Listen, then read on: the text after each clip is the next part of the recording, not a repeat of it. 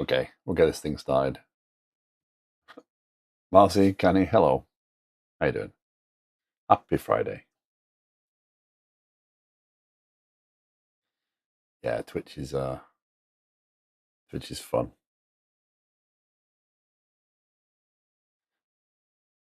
Manette, good morning. How you doing?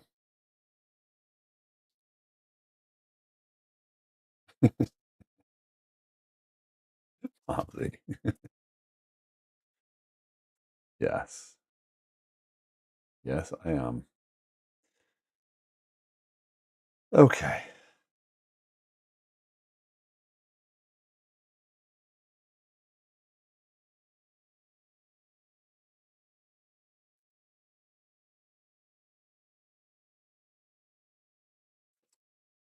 So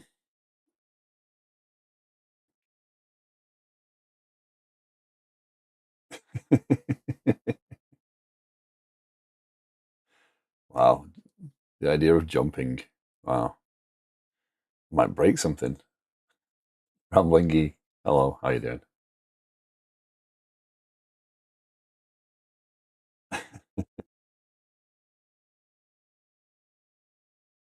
So um yeah, this is an impromptu stream. I was hoping to have more stuff done, but I didn't get as much stuff done as I wanted to, and now I've got bugs, so I've got to fix bugs, which I'm not always a fan of streaming, but hey, it's Friday, it's a stream, it's good. The older, the more you need to jump to lubricate the joints is the point. Although um, karate, that I the recovery time on that gets harder. I swear. Okay. Anyway, so over the last couple of streams, I have been trying to work on getting the ability to publish events to a single topic in my Kafka setup. Um, and morning, Dota. Um, and I have hit some issues with how I'm pulling out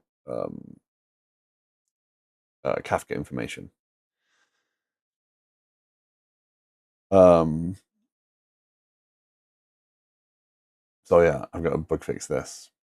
And yesterday, a friend of mine who we spent a long time trying to figure out Kafka years ago sent me over the fact that they've provided a service for how to deal with Kafka consumers more efficiently, which means that I might end up changing my entire design of these things because I've missed a piece.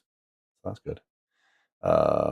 Considering starting jogging, there's from couch to 5K running programs. It'll take forever for me to do that, but whatever. Gotta try though. Like, I wouldn't say just start jogging. I'd say like speed up your walking pace, get your body used to that, and then probably try jogging. I've used all my quad allowance. Oof. You on the 20 pound or whatever it is over there plan? Or are you on the expensive one? It's walking and jogging at the start.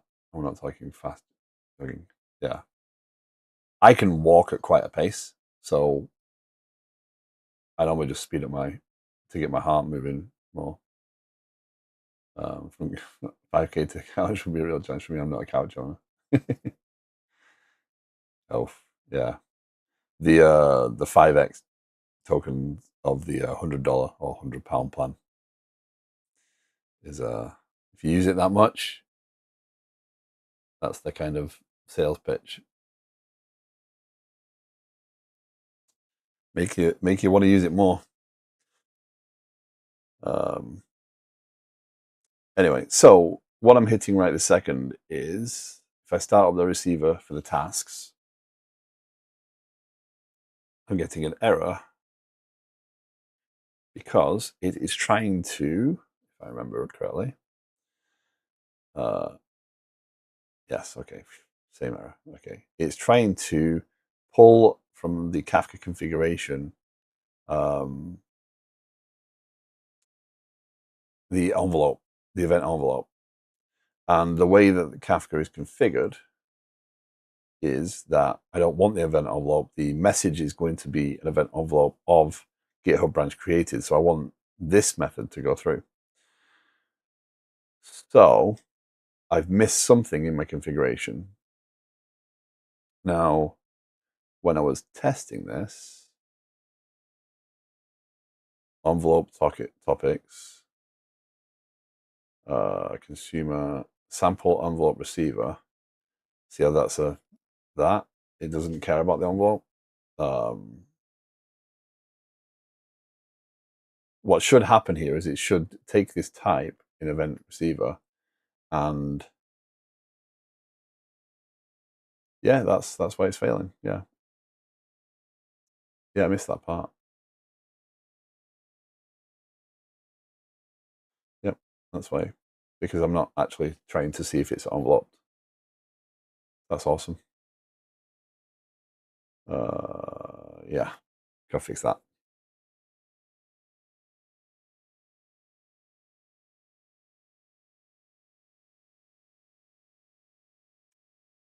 Well, that's a challenge.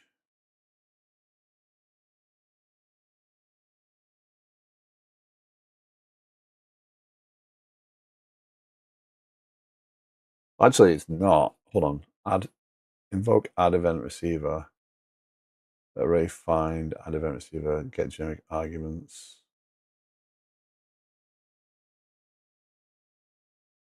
So, oh, okay. So that's meant to call this one with the event, and then that's getting that. So what's happening here is this one is not in. This is seeing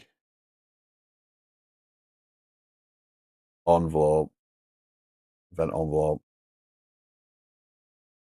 of GitHub branch created, right? And what I need to do is GitHub branch created, because that's what the actual topic is. I need to strip away the outside of it. I know the concept of the envelope, but where else do I do it? Is wrapped,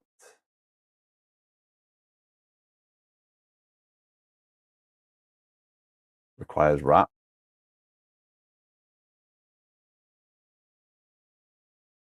How do I term this? Joy. So first I thought it was because I hadn't tested this with console, but I had. Um, Again, I'm trying to. What happens here is the envelope properties get put into the headers of the Kafka topic, and then the body gets put in there. I'm wondering what this is going to do with schema, so we'll find that out later. I just got to figure out where this happens. Try unwrap. So if I inject the console,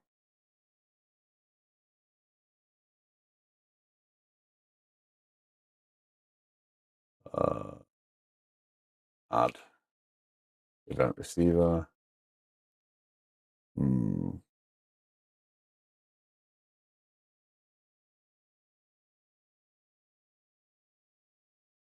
Event receiver does not implement event receiver T event. So the challenge here is that I have to get the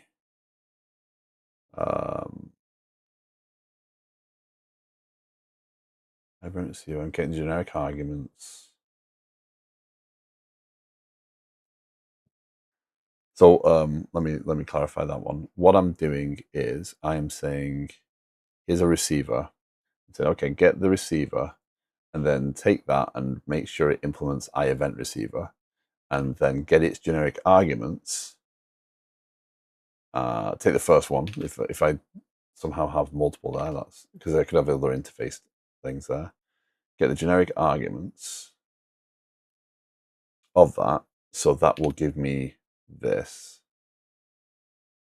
and now that's set. So now add invoke event receiver. So what I probably want to do here is um, if that is generic, then strip the generic because of the way I've designed it, anything that's generic here would be enveloped and then would fail. So you can't just put something of T in here as well. That will fail unless it knows how to encode and decode this.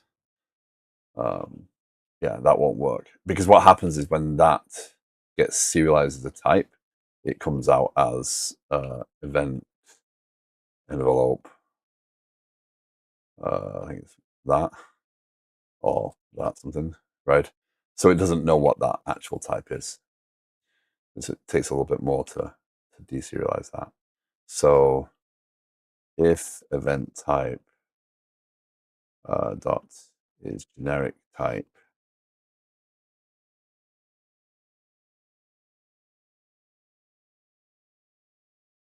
mm,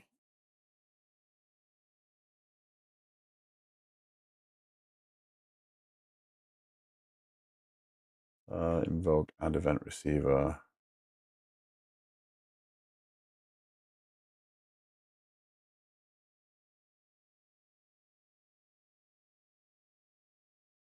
Where T consumer is I event receiver. Okay, so that still needs to pass through. You got the identify rename script working. Nice, nice. That was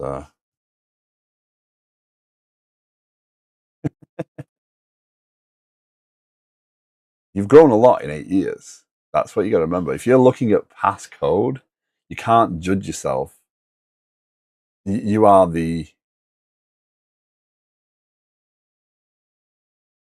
you are now the sum of the experience that came before, right? So you know that it's bad because you've seen better. You know that it doesn't fit because you've done it differently, and you've evolved that idea of what you think is good or bad. Um, Gotcha. Um, Again, it's why um,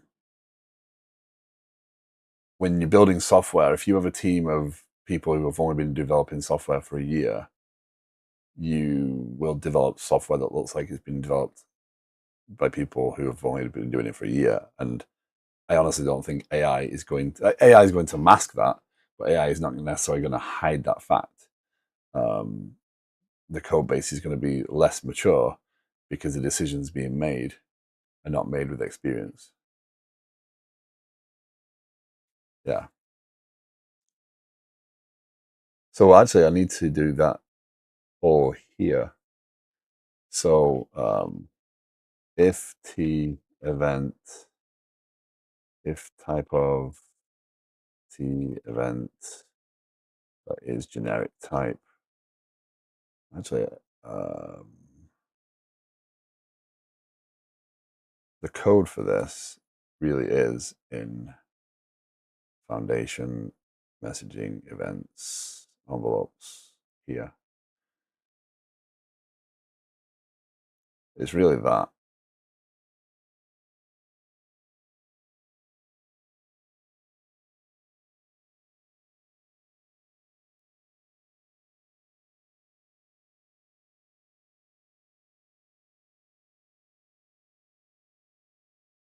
It's similar. I can't do it that way.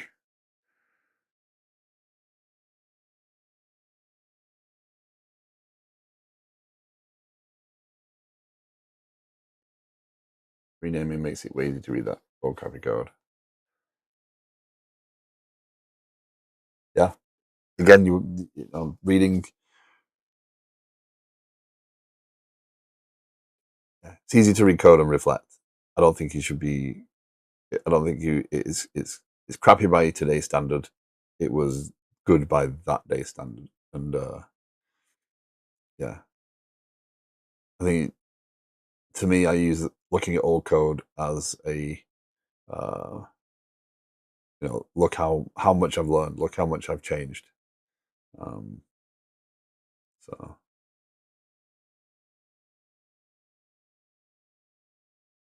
so I can't do this way without.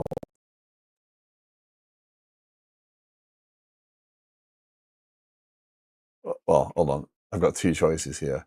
I can remove this constraint, which will break that constraint. Uh, well, actually, I can just say where is a class. I think that'll still satisfy. No, why do you not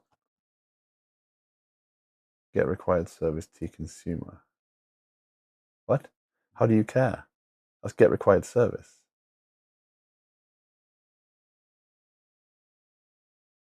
It's not assignable to event receiver. Oh, because yeah.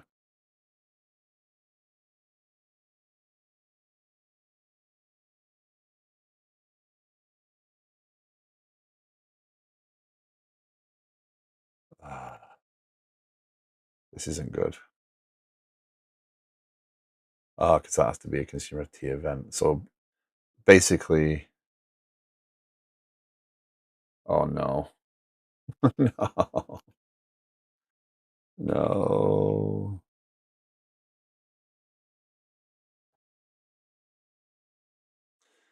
I have developed myself into a bit of a hole here. I have a challenge with this. So the idea of the event receiver is that it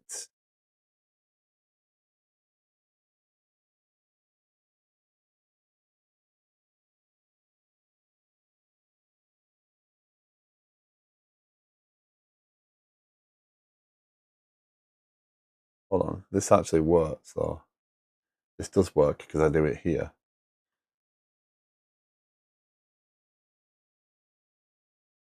So the challenge is not,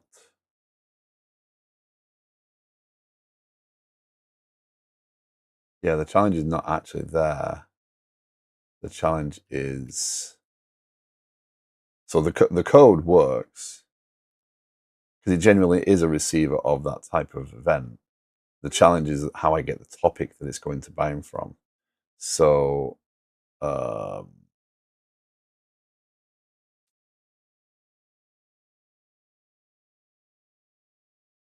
the error I throw is no topic found for event type, I believe.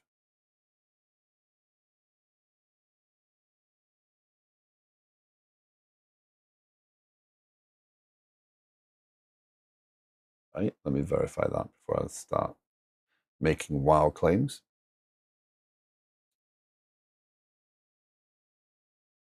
Also, they changed Restream chat overnight, and today when I went to try and link it to YouTube, it would not link. Like they updated the app, which is annoying. So I now have to have YouTube open because I don't Restream won't connect to YouTube. So that's making a lot more movement on the screen to my right. So if I seem distracted, it's because I can see things shifting and moving. Okay, so this through topic configuration exception. Okay, I bought some Amazon control panel. It's really a giant error now on it. Amazon control panel.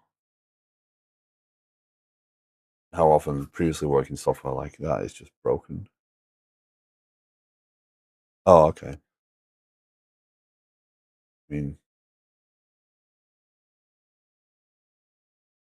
software breaks, right? Okay, so it is throwing the exception I expect, which is okay. So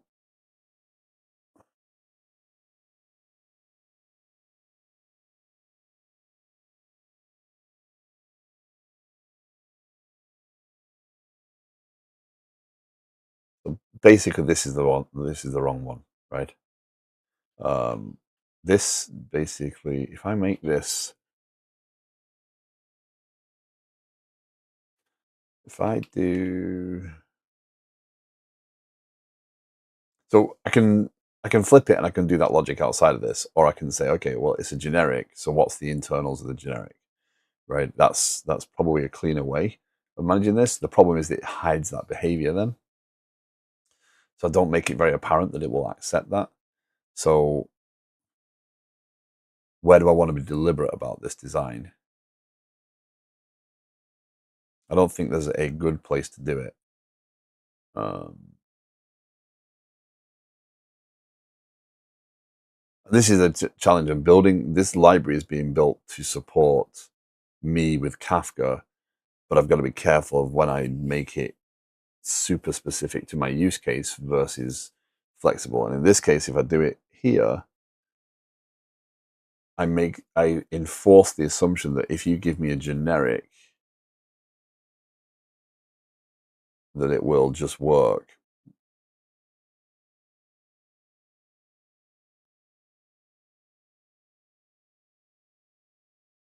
So I'm doing it for simplicity.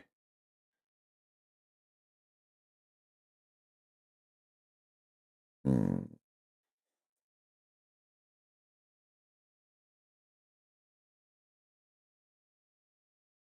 Hmm. What do I do? What do I do? What do I do?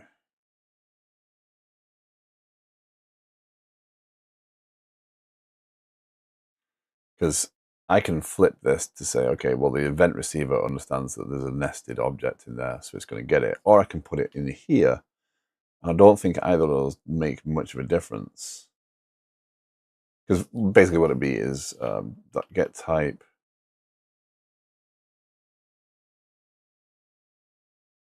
t.type name. It would be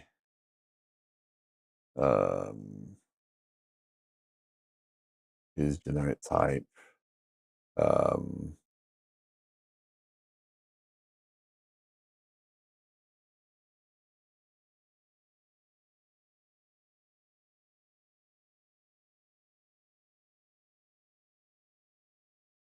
Essentially that. Um,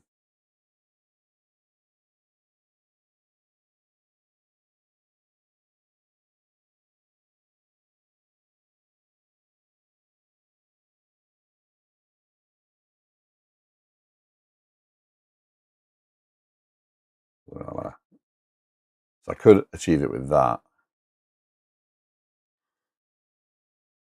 which hides a behavior really far down in the code, which I'm not proud of that.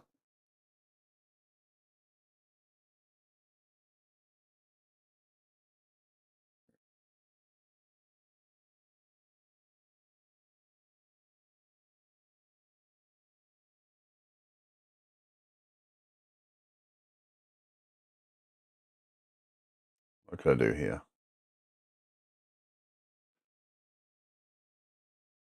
So putting that far down just completely masks that behavior. It does mean that I can't, if I do other paths in there, I can't make the mistake again. But it's a really kind of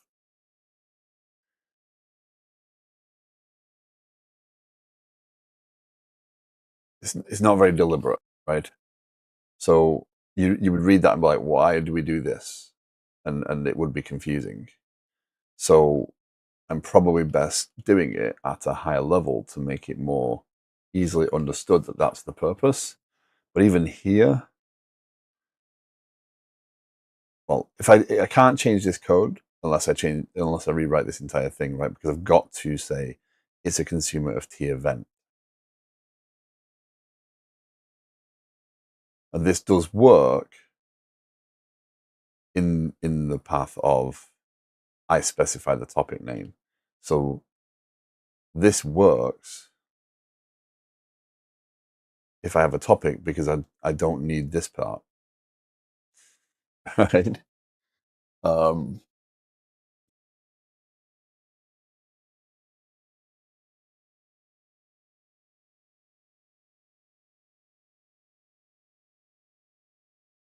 like if this one was pulling from console, like this one might actually do it.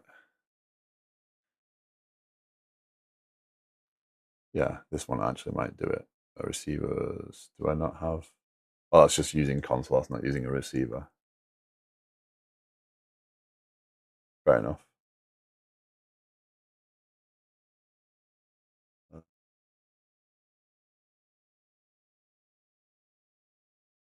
oh, Well, that was a weak test, wasn't it? I call them samples, or essentially the tests. I got to write more. The integration tests are more helpful here. I just haven't figured out how to get a testable version of um, a test container version of Kafka up and running. Okay, so then if I do uh,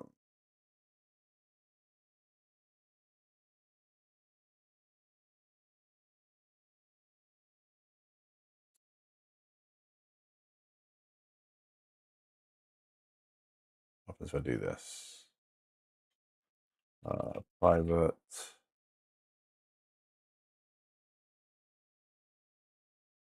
bool try get topic name from T event from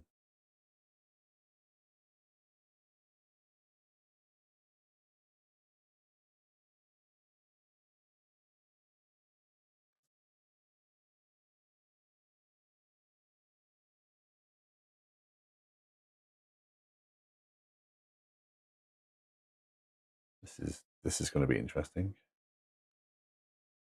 So we'll do it this way.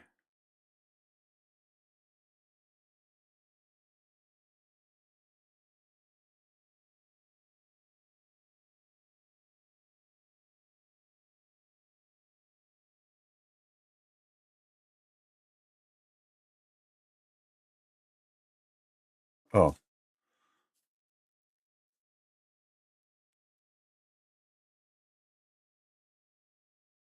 also if you write the code correctly. So if type of T event dot is generic type, then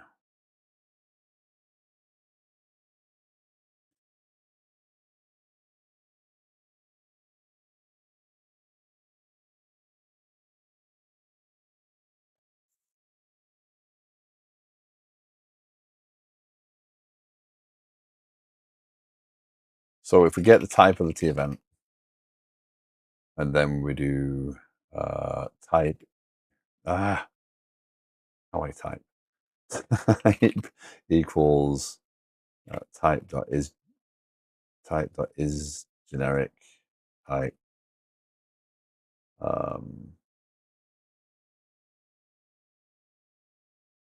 get generic arguments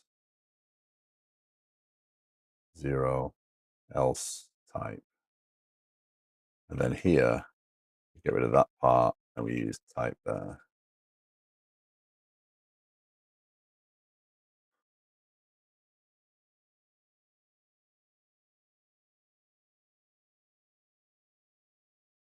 Possible null reference assignment.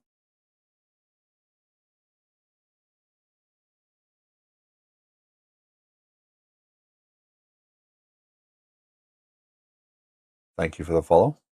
It's an interesting name.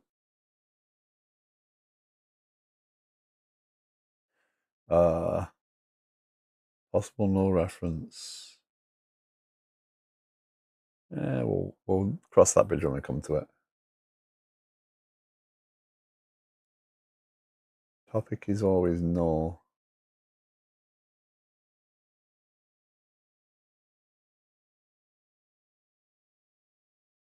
Oh, because it can be null. Okay, that's fine.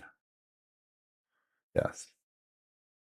If you don't get a string back, then it's null. Yeah, makes sense. So that wraps that up a little bit. It at least tells the story of we can get a generic type in there, so we should pull it out of that. That will then give us a topic name. So yeah, rather than go all the way through publishing, I probably need to do this. I need to go and add the dispatching consumer and stuff to the console sample.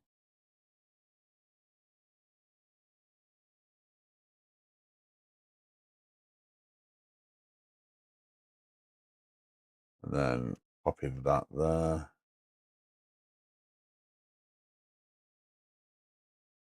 Adjust me some namespaces. If you are new to the stream, if you have any questions, thoughts, opinions, you are more than welcome to join in. This is not a this doesn't have to just be a coding stream. If you're interested in how things are doing, if you have an opinion on what I'm doing, good or bad, you're more than welcome to join in. So we need to do Kafka.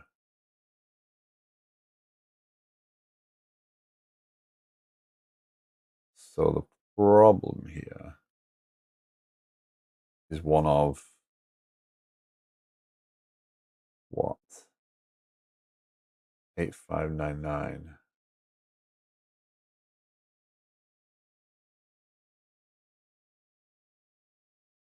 That's not correct though. 8500.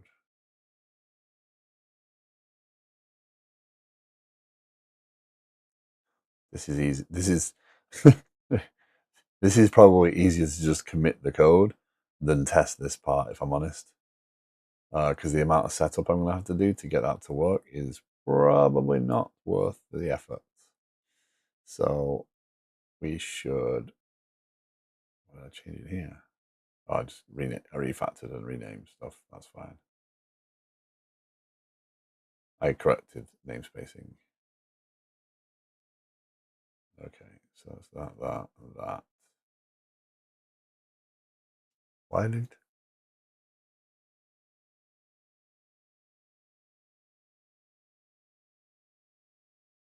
Yeah, that's fine. We use the AI to help us write that.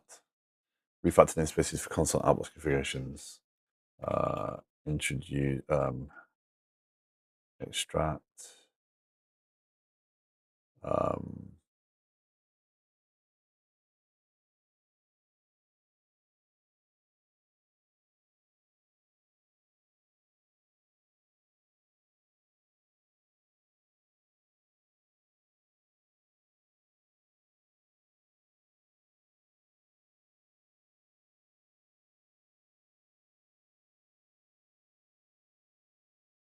okay, so commit push that. We'll debate the usefulness of this piece. Ideally, what I need to do there is I need to set up a test container of console, then add a configuration to it for the topic that I'm dealing with, use that to validate that I'm receiving that. But I think I need to go down the path of learning more about making a test image of Kafka, or Red Panda at least. But I don't want to set up a Red Panda cluster in test containers. That seems awful. But also using the local cluster just keeps making test data messy. So and it's not repeatable.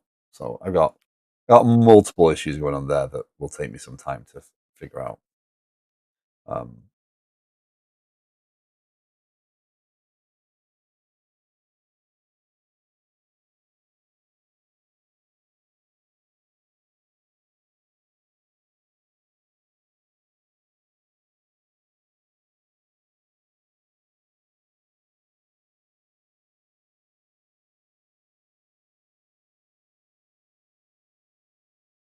okay, so we need to go to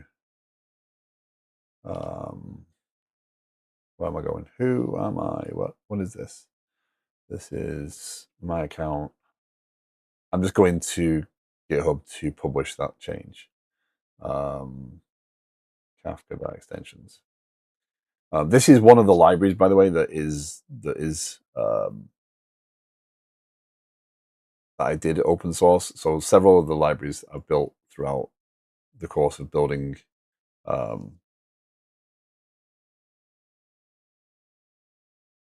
Liquid Sky, I've used to open source so that they are available if people want to use them. Why did that change anything? Oh, and last commit.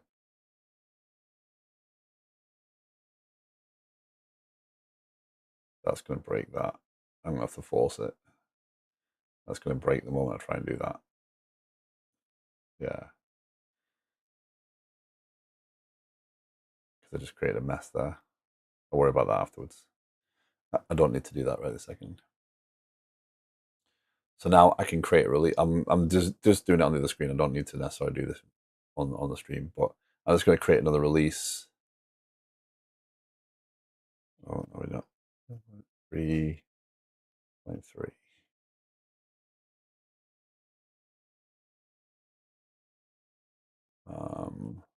What's new?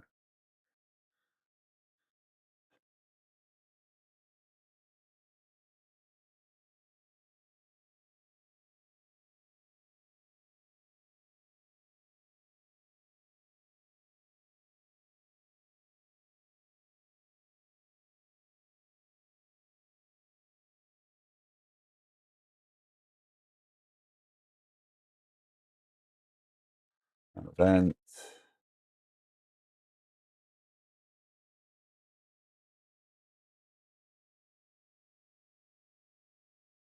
So there's no world in which I'm going to have multiple generics there. So there's a safe bet there. So we're going to publish that release, and as soon as that's built, what that's going to do is give me the ability to have pull that change 3.3 over here. That should fix this problem.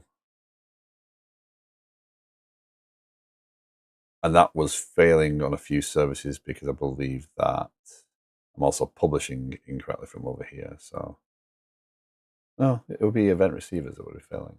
So there should only be one. We might have other errors to worry about. So if we manage NuGet packages, now what I've done with my NuGet packages is because NuGet takes quite a while to publish sometimes. They should go to GitHub first and check the packages off GitHub for anything TBD develop. That way, it will pull as soon as those packages have been built on the side. I won't have to wait as long unless it fails, which is always a thing. Yep, that was because of that. So I've got to fix this regardless.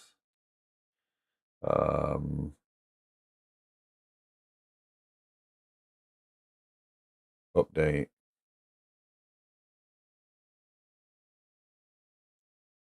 Push.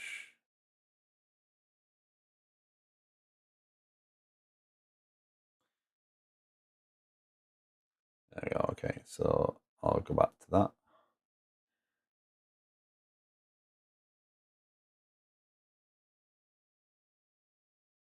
We'll delete 3.3.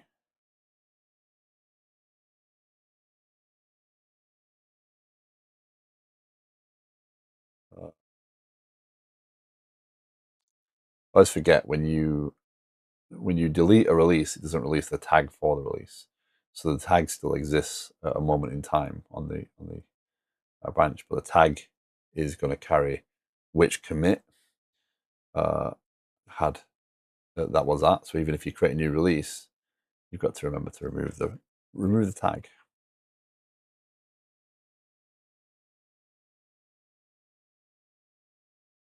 Zero point 3.3. What's new? Introduce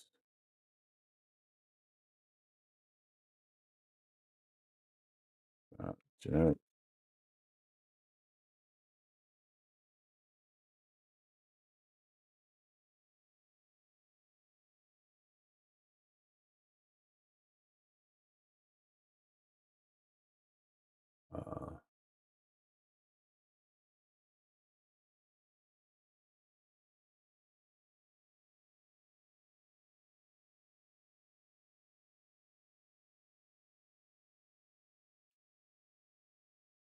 Wow, I just literally wrote extract the generic so that we can extract the generic.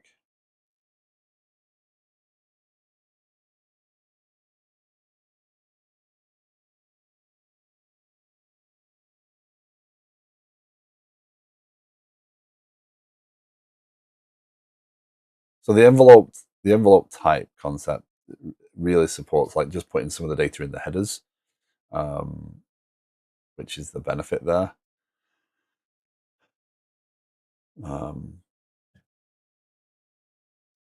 And that that means I can, again, pass different types of messages through the same topic, and when I extract them, actually put some context to that data, which is why over in the receiver for tasks here, um, this is a JSON element because I don't know what that object is. So when I deserialize the event from Kafka, I just need to say, okay, I can,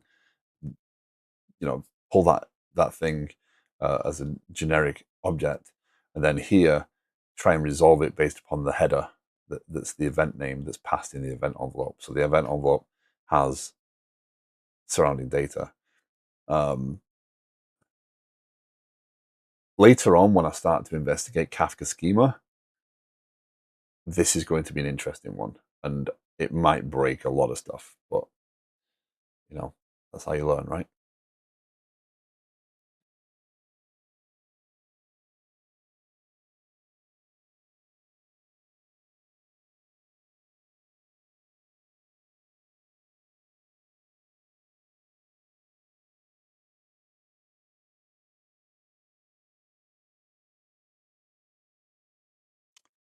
Okay.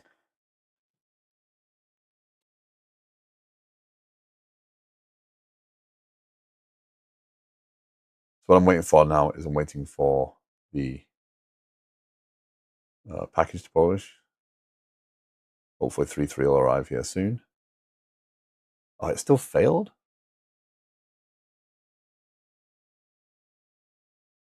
How did it how did it fail? Oh,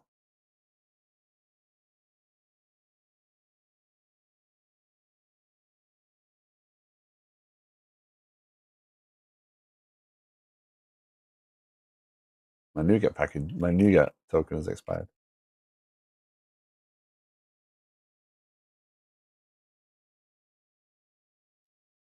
That's a problem.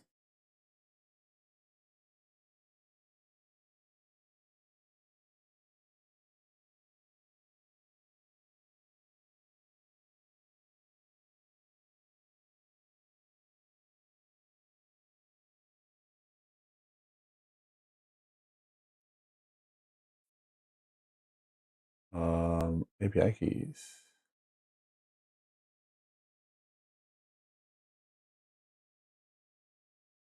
Oh, it hasn't expired. But I got a 403 forbidden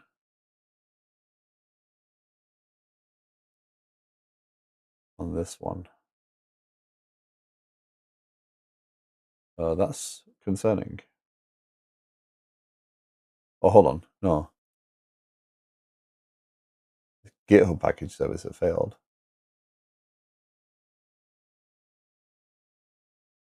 Is the GitHub side. The NuGet package one worked.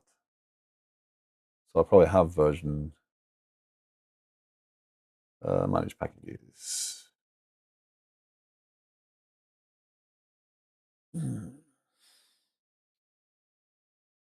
Yeah, 3.3 published, but unless NuGet updates, the idea was that I'd push to the GitHub packages thing as well, because then that's available immediately, and I don't have to wait for the trickle down effect of going through NuGet. But why is that failing? Uh,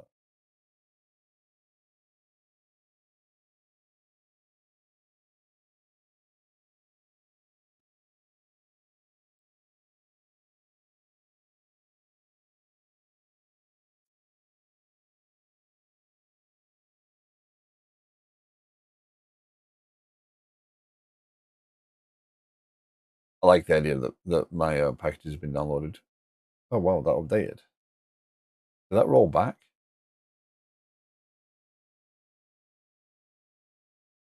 So Kafka extensions contains all these.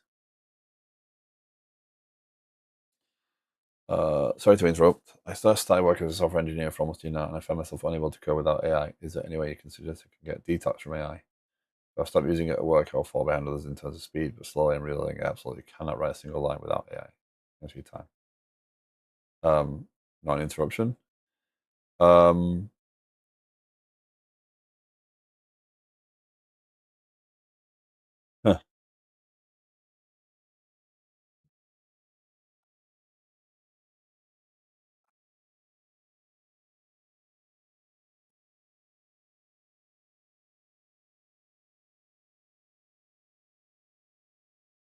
you've got to start looking like it's tempting to keep using AI because AI will allow you to develop a lot more complicated systems faster. But if you're learning, if you've done your basic, if you went to school for software engineering and you've gone through the foundations and the fundamentals, go back to that. Write code by hand again. Use the AI more as a teacher than as a tool to develop the code. So open a console window, say, hey, I need to, print hello world on the screen in this language, and use it as a teacher um, rather than an actual tool for doing the job, and start to build up your knowledge of what is it's doing and how it's doing it. I actually had a good suggestion given to me yesterday. The person was saying that they use the AI to ask some questions, etc., to talk them through a topic, and then at the end of it, they ask the AI to generate a quiz for them and test them on what they've just learned about, which I thought kind of an interesting concept from a learning perspective. Um, I don't think we can get rid of AI. I think using AI more of a search and guidance tool is more productive. Um, but I think at this point, it's very much a part of our day to day. So I don't think you're going to and stopping using it at work. Most organizations these days, if they've mandated you using AI, then you're using AI. It's not an option um, because they think you're going much faster. But if you don't have the fundamentals down, if you don't understand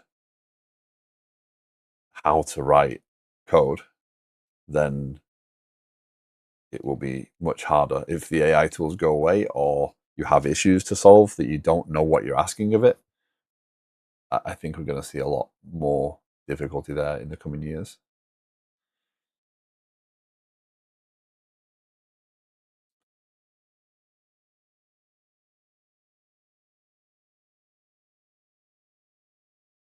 Uh,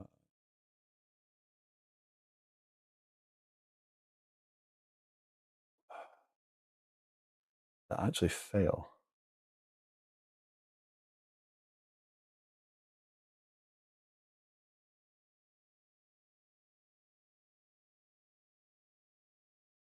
Okay, I thought I saw version 133 down there. There we go. Okay, that's upgradable, hopefully. Um, yeah, I'm concerned in general by how people are relying so much on the AI tools to do the job for them. Um, I get it. I could have done a lot more with this product um, quicker had I accepted that it could be used. But at the same time, I'm uh, I'm enjoying the development piece. So yeah, working on your spare time and stuff, learning using it that way probably be helpful.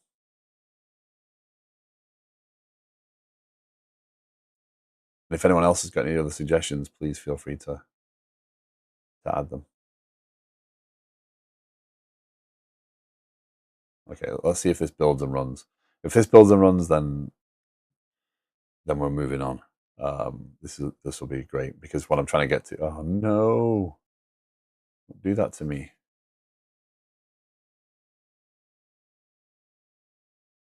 Oh, oh no! Everywhere I've used console.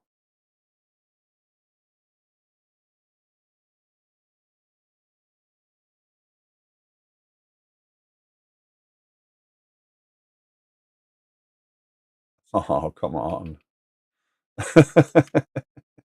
All of those in the error. That's awesome. You fix one little namespace. Actually, hold on. I think it's simple fix. I think it's just that.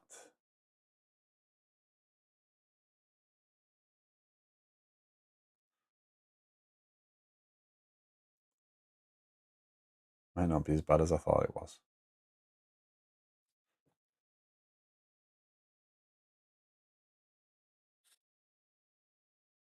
Sitting in this chair is making me self conscious because the camera won't zoom in, and it's it's not that I've got. It makes me look like I've got really like round lower half. But it's because I slouch. Why aren't you available?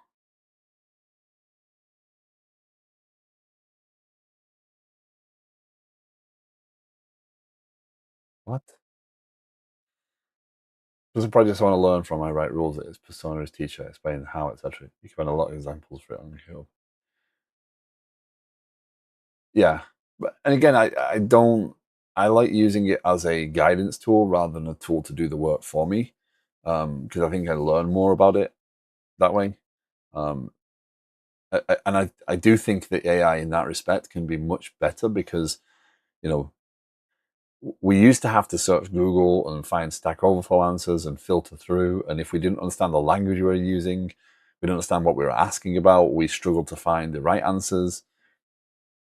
AI brings all that together, and we can use our own words to kind of dig in on an idea and get to the right answer or the better answers potentially sooner. So I think it is a really valuable tool for that. I just think that using it for doing the job, our skill set is atrophying, and it leaves us open to a world of how do we develop software because we don't understand how software works. Yeah. Uh, so I do worry that we are going to. So task receivers, why do you not have? Yeah, you have console. You have the piece I need.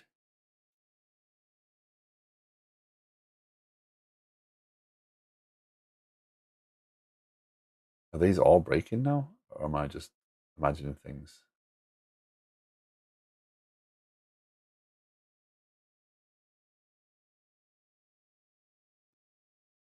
No, okay. It's just imagining things.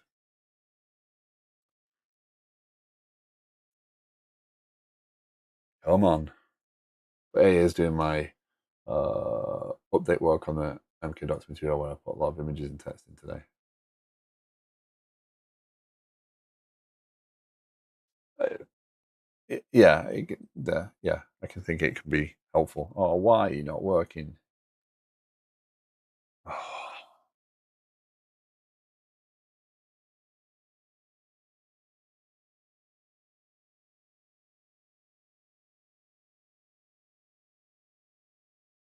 I'm so close.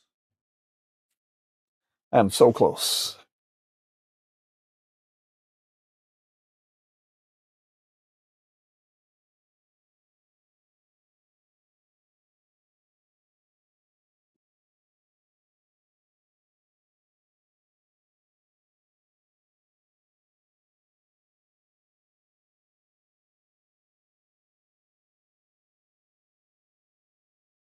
That is a lesson in why you should write a test.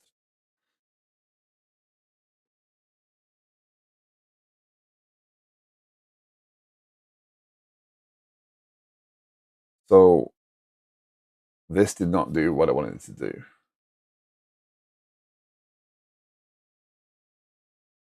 That should get me the topic name properly. So actually, let's do it this way. Let's create a link pad script and do what we think it's doing. So public class, my event, public thing name, public class, my envelope, um, t event, public t event.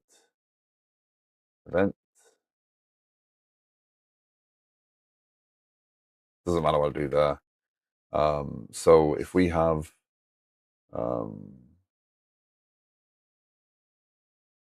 public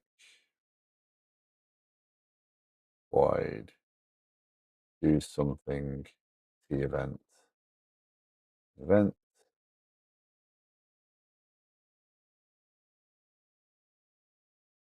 actually it doesn't that matters not a jot, not a jot.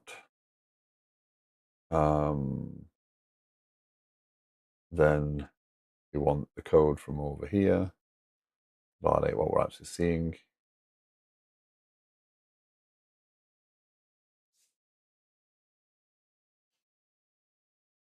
uh,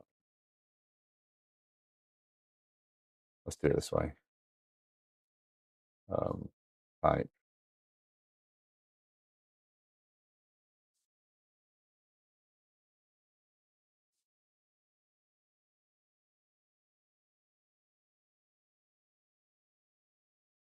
get type from event type.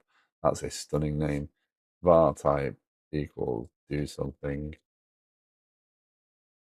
Var type equals get type from event type. The event. Also that right line. Type. So if we do do something my event and then do something my envelope, my event. Both should show my event. Yep, that works. So ultimately, what should happen there is we should pass in my event or GitHub branch created event, and that should return the topic from that type. So the difference between this and this is the generic, right? The generic is there, we're fine. The generic is removed. We're using that to match up the functional equivalent.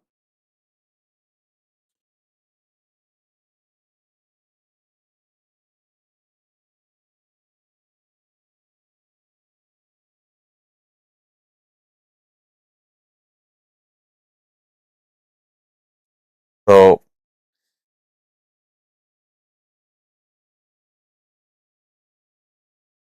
what to do, what to do, what to do.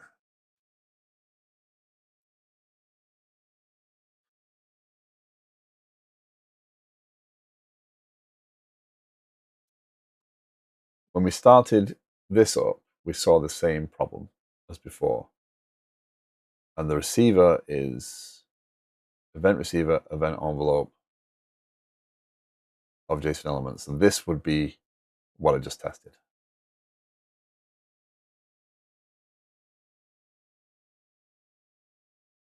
Oh,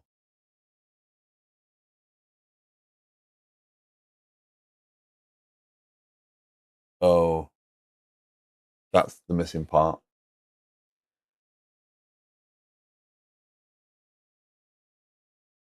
There's no topic for that. It doesn't matter what I do there. There's no topic for that.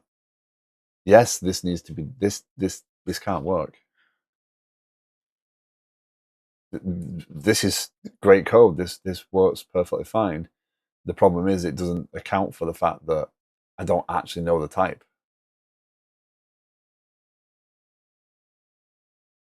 I need to do this, but I need to do this separate from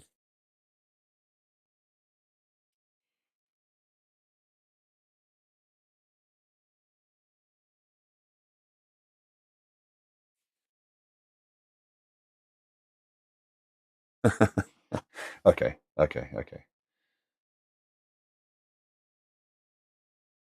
So I have a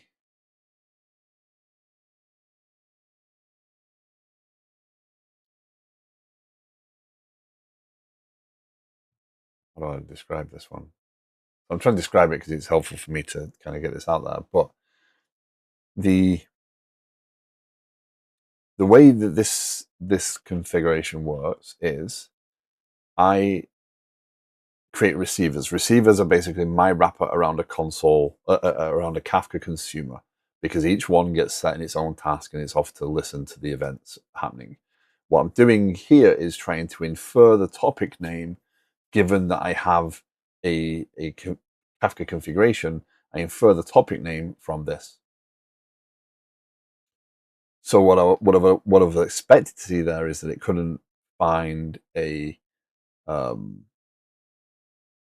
topic for JSON element. Actually, no, I would expect that because watch, the error message it throws is no topic found for event type of t-event.name. It doesn't matter what I got in here. It's going to take the wrapping type. So it's going to throw that error up anyway. That's perfectly fine. So I can't use that to get the topic, right? Now, I could solve this, and the way I'll prove this right this second is I'm going to do this.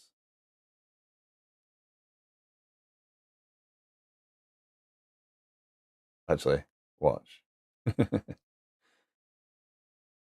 um, type of GitHub branch created dot full name.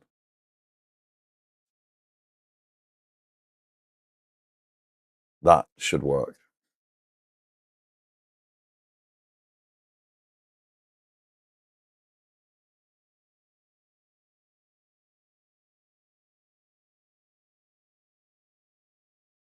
There you go. No, really? Oh yeah.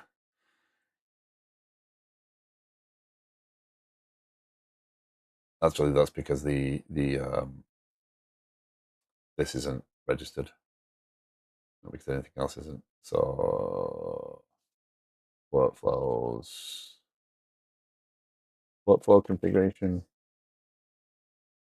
public static, public T host application. What do I call this? Oh, that's the old style. Okay. Builder, add workflows, this T host application builder,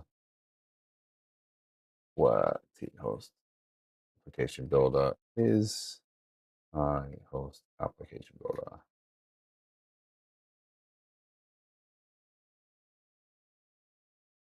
Make that a bit verbose, static. There we go. And then this is just builder.add .services.add transient register branch workflow. That's that now. Okay. Wayne Gaines, thank you very much for the follow. Appreciate it. Welcome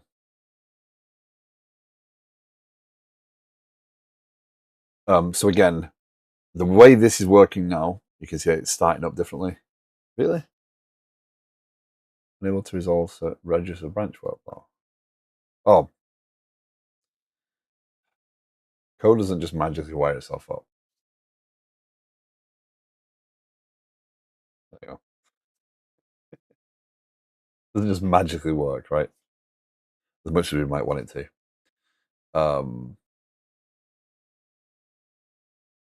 So I do have code to say you can override the name, which is how the other stuff is working. Now, for now, this might be my solve because the answer is much harder. Let's see if it starts up now. Just trying to see Kaizu. So for anyone who's new to the stream, the project I'm working on is a project formerly called Liquid Sky, now called Kaizu. Kaizu is actually the name for the entire thing. Liquid Sky is kind of the front end piece of it. But this is a project management and planning application built as a distributed system to test myself, to gain more knowledge, to learn some tools and experience some of the things that I don't get to always get to do in my day to day. That's erroring somehow, so just wait for that to completely collapse on itself, and yeah.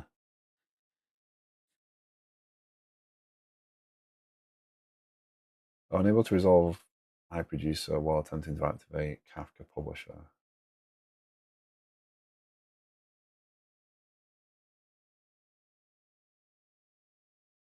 I clearly broke something else.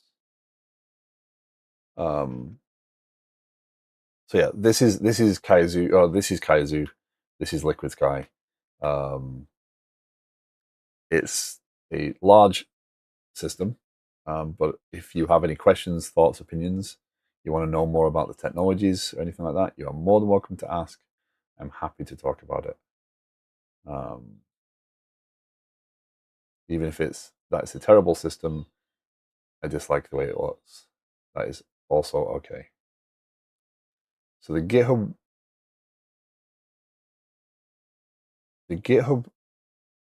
workflow is throwing the exception here. Inline operation, Confluent Kafka iProducer. Hold on, hold on, hold on. Is it because the GitHub workflow isn't set up to do publishing? Let's make sure that's not the case first. Looks like most of the application is up.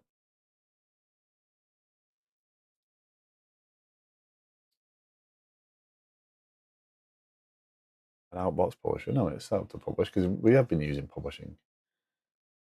So let's do this.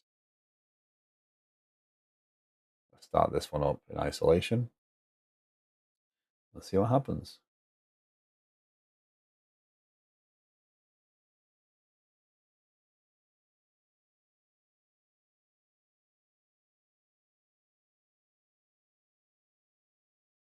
Some services are not able to be constructed. Okay, I'm okay with that.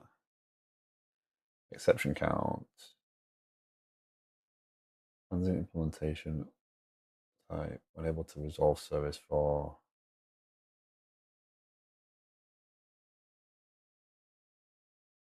Kafka publisher.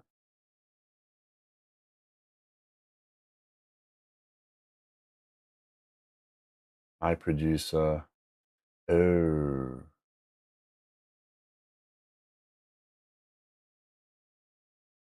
That makes sense.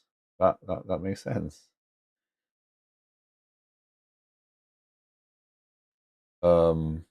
I never. Yeah, that does make perfect sense now. So, in going through this, I refactored this because it was, again, using the AI to help me be better. It highlighted the fact that I was creating a producer every time I created a message, which would create a lot of churn and potential memory issues. So, makes sense. You only need one producer. And the way I used to have it is this was typed. Um, but now I've moved that out. I need to change where I set the Kafka publisher up. So that's fine. Infrastructure, service collection extensions, add outbox publisher, add outbox publishing. That's the publisher. Okay, so we need to configure the what we need to do is do services.add transit. See again, transient. Why would it be I producer period byte? I also need to look at um, how to how to um, that can't be true. I can't be doing that. That's terrible. Sorry. Producer dispose. That's not good. So that means this has to become a singleton. Kind of does make sense.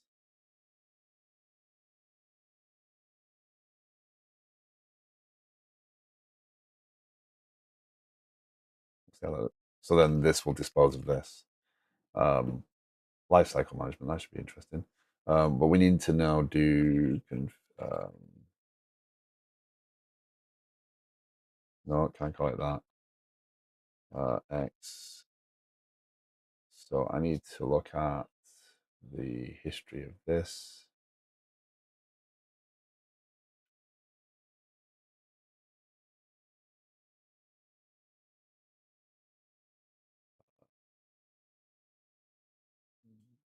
Kafka publisher.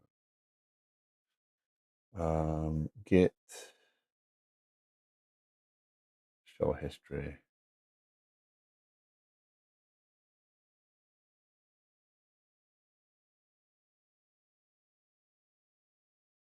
There you go. So that's what the producer code looked like previously. So over here,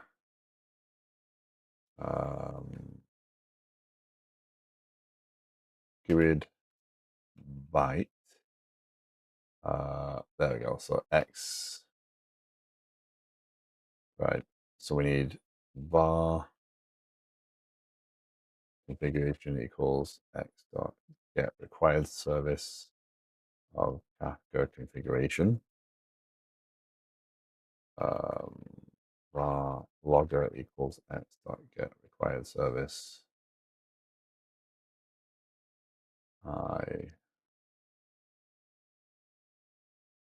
Logger. What is this going to be of?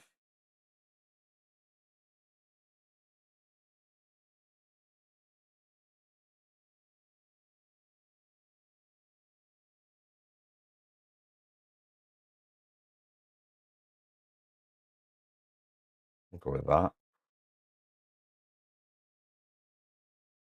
Replace that with there, and then value serializer.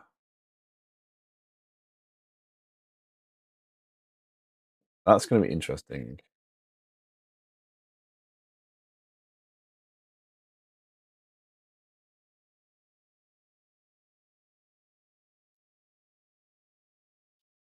I thought this was working though. This is the weird thing because I've got a producer sample. So how was this functioning? Oh, because I used default publisher.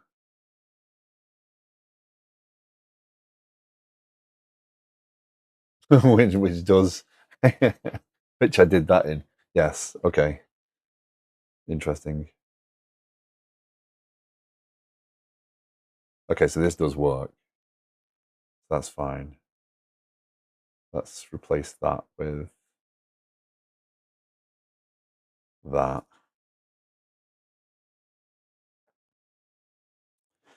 Okay. Ads are going to start in 3 minutes. I will stream for a little longer today. I want to get this kind of up and running. This would be good. That will move this on. Okay. So the lessons I'm learning today is really I need to spend a bit more time building out um, testing in this particular library if I'm going to keep building on top of it. Because if I don't, then I'm going to end up with a difficult process of I've got to wait for all this to go through. Before I push this, settings, environment variable, secrets and environment variables, actions. Oh, there's no. Hold on. I thought you didn't need a.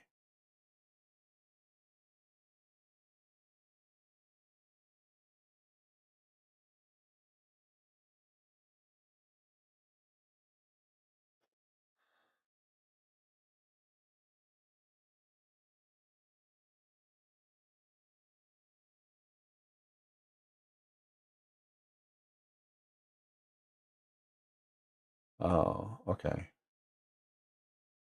I thought I built one of them. So I added into the GitHub workflow. I added the push to. Yeah, I'm gonna have GitHub token.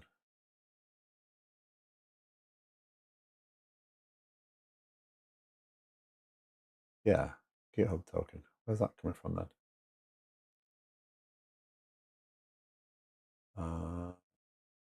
Are there?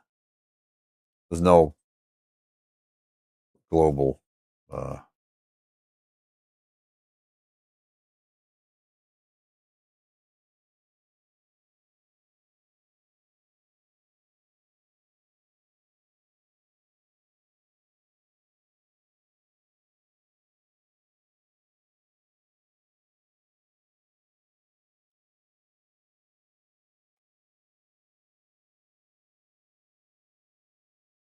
Okay, sorry. Um,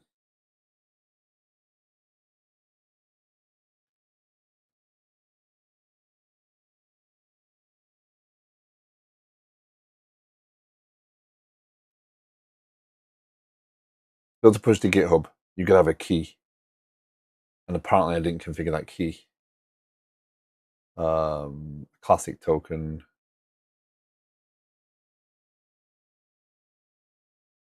Yeah, I never used it. Awesome. I think that's expired now, so that's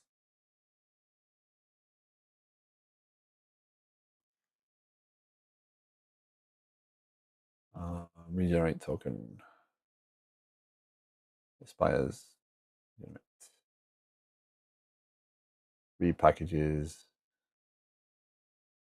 What do I need? Read packages and write packages if you publish, which I do. Write packages.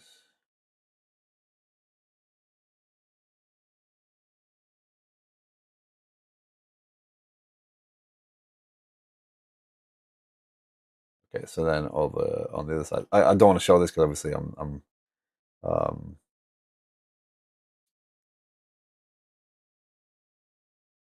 GitHub token. Oh, starting to think I missed something in doing this. So again, I'm not showing it. I don't have a privacy screen thing, so yeah, you can't use the name GitHub in a token. So how the heck have I managed to do? Actually, I can show you this piece. You can't do that.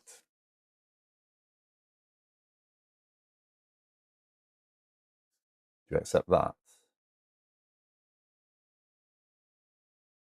PH package token. Yes, you accept that. Okay.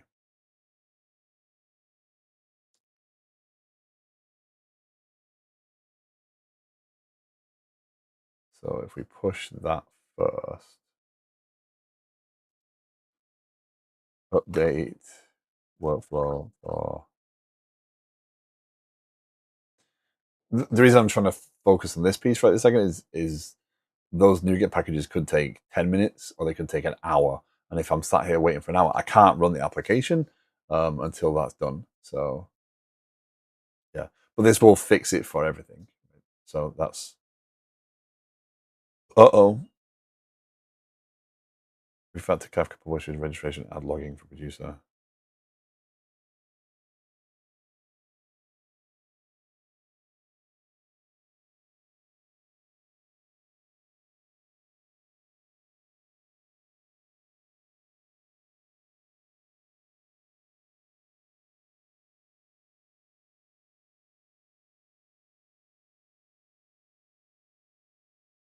Whoa, that's that one. Review code changes. Don't want to review code changes right now.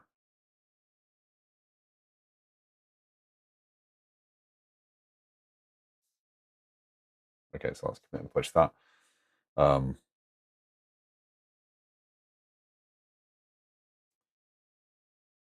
Okay, so I guess we'll see if it works now. And create 3.4.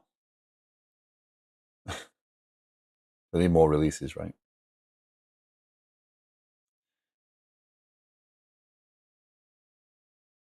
Draft new release 0.3.4.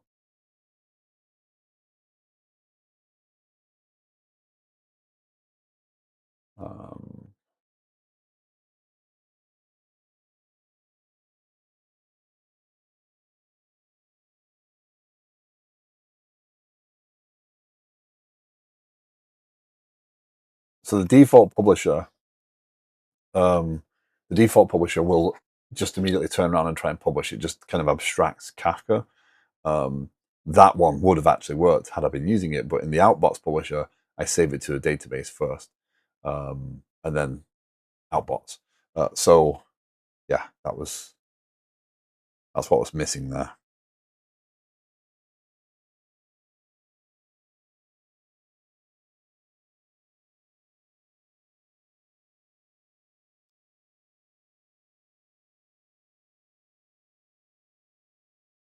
Failed to configure the producer in the outbox. Um,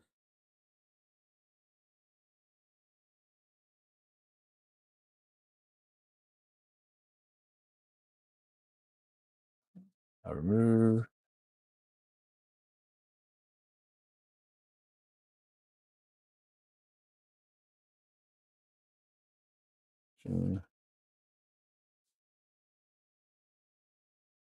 Corrected.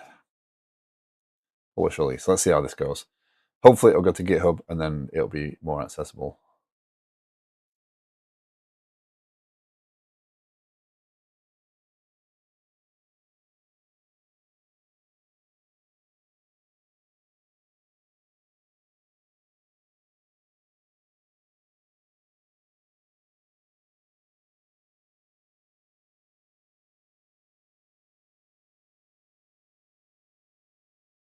Okay. We'll close that one down. Oh, that one down. No. I kind of like New Notepad is good in some respects because it saves things and you can just open it and then shut down and it'll be there next time. But in some respects, I don't like it because it saves everything. Um, Actions. Oh, come on. Please tell me you didn't fail in the same way. You failed in the exact same way.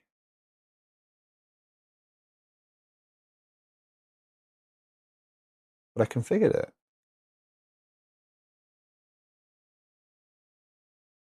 GH package token is set as a secret. Oh, I bet you I know why. No, secrets. It's configured that way. The NuGet API key is the exact same way. Oh well. It's in NuGet eventually.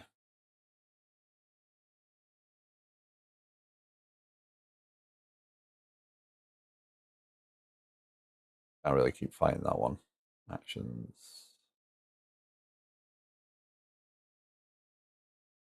That's frustrating though. Why would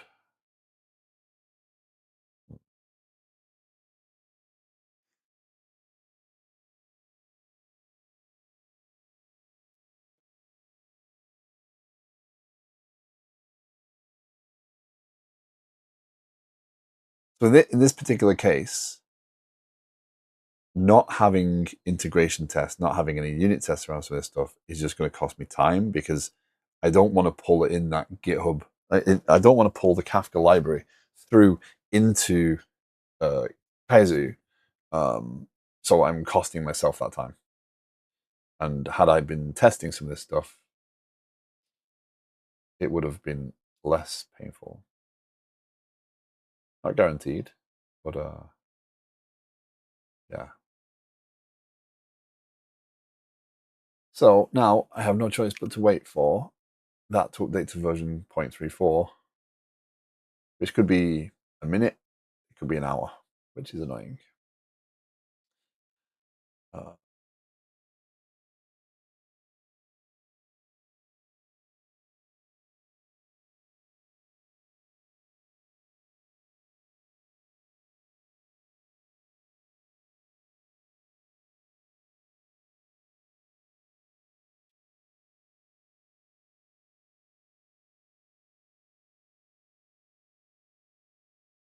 um,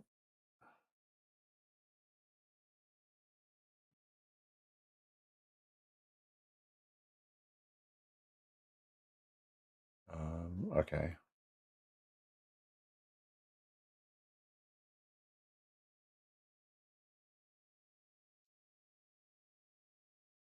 Let's see.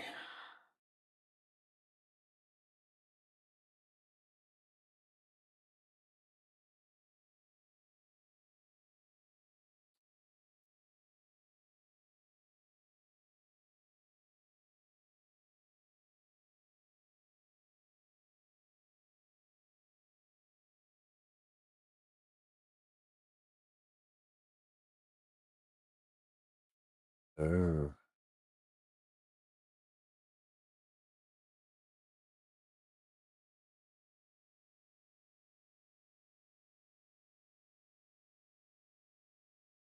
So the suggestion is that the package does not have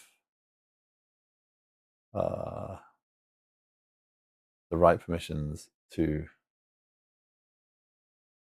do things, but it's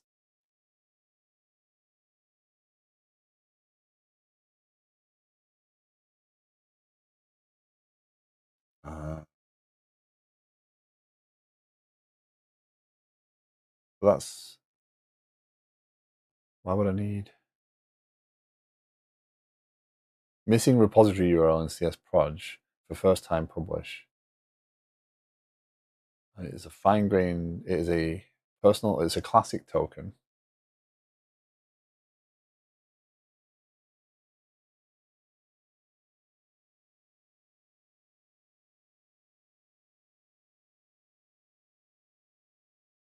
With repo, access status, read and write security events, invitations, and write packages, read packages.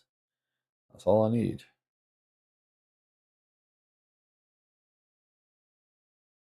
That's annoying.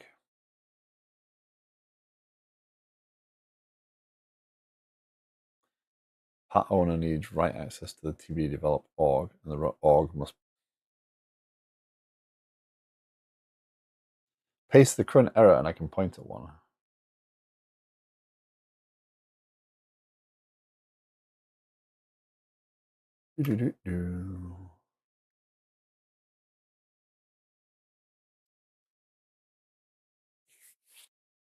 By the time I've done this, there's a high likelihood that the package will have updated, and I'll have access to it anyway.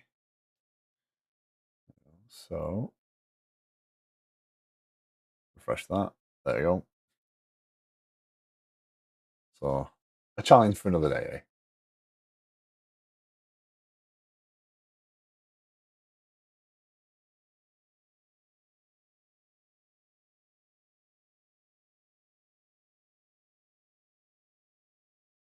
So for anyone new, while I'm doing this, while showing this, so Kaizu is what I'm building.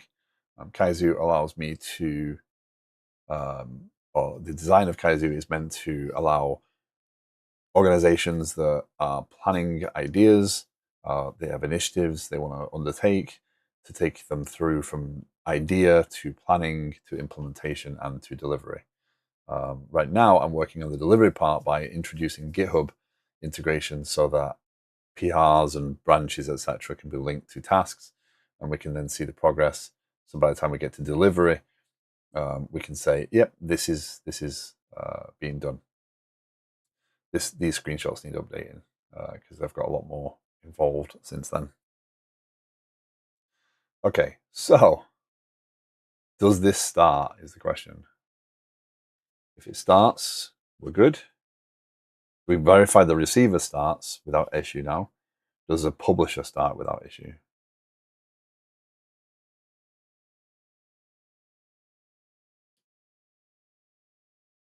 No.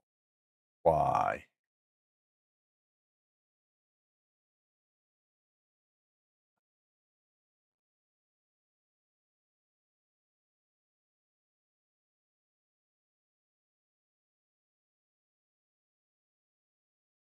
Oh, okay. That's fine. That's fine. That's fine. Ooh.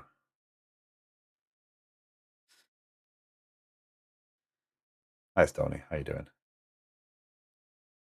Builder. services that add transient publish branch created. No, is that? That's not workflow. No. What's the workflow that I'm talking about? That's installation workflow and branch created workflow. Okay. Okay. Builder.services add transient.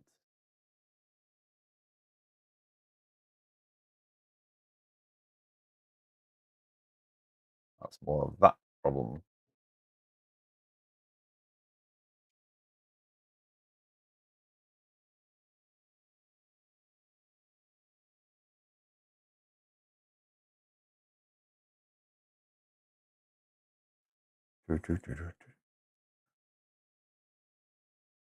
There we go. Okay, that's looking better. So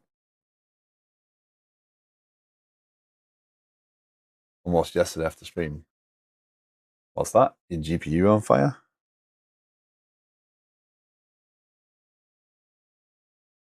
That sounds challenging.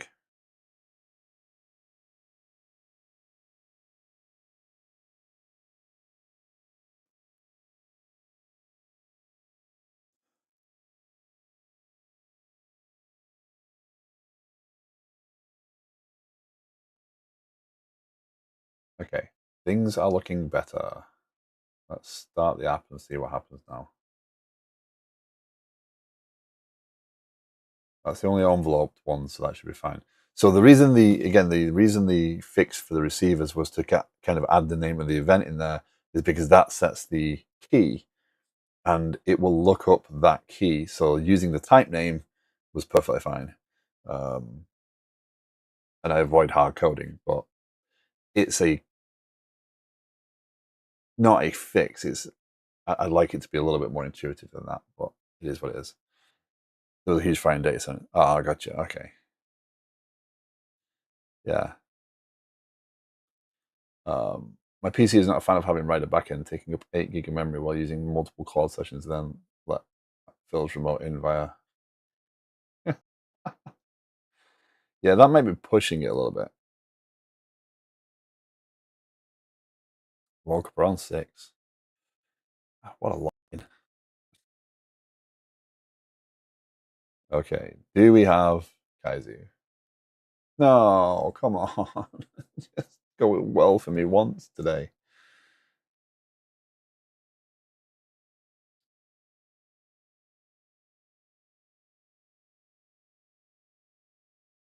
Oh, this might be configuration. Communications infrastructure receivers. What's changed here? I haven't changed anything in communications infrastructure receivers. Add Kafka. Add outbox publishing service. App settings. Hold on. I had outbots. Why do I have outbot? Oh, that's interesting.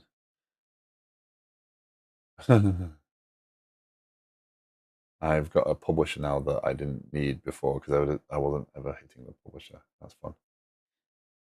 Let's see. I'm okay. Day off work. First day off work in almost 4 months. So I'm okay. Well, we don't need that up and running to test this.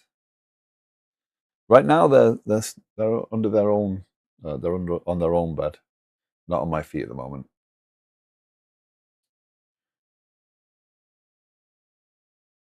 But they are curled up together, asleep, and seemingly know I'm talking about them. Come on, here we go. Right.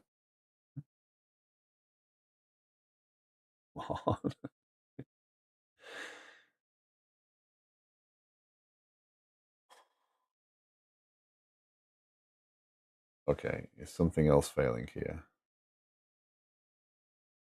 Let's have a look. notifications infrastructure, but everything else is running, including gateway. So notifications infrastructure, receivers, picture. No, no. Hold on.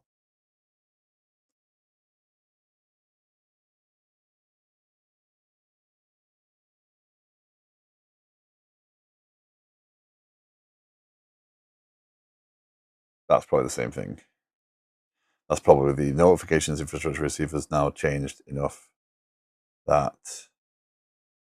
Sorry, hold on. The zoo add one edited picture of my room with all the cables behind them.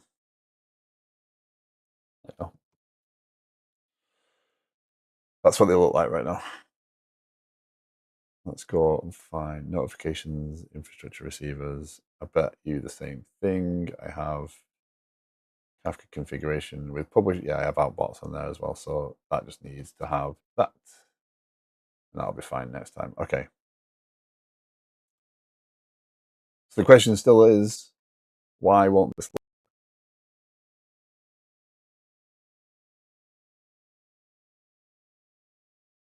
GraphQL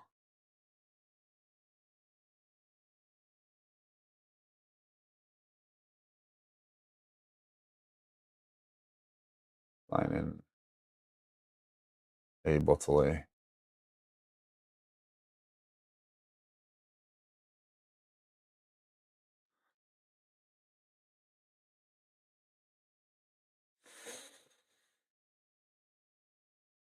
Why?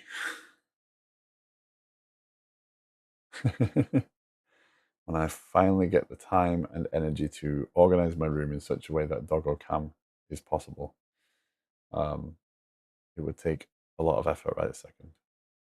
I kind of like streaming, so I could quit streaming for a couple of weeks while I get my room organized.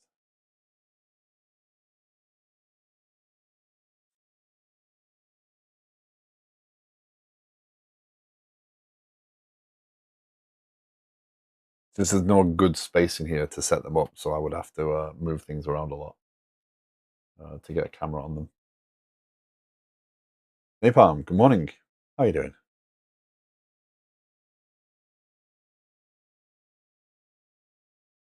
Why?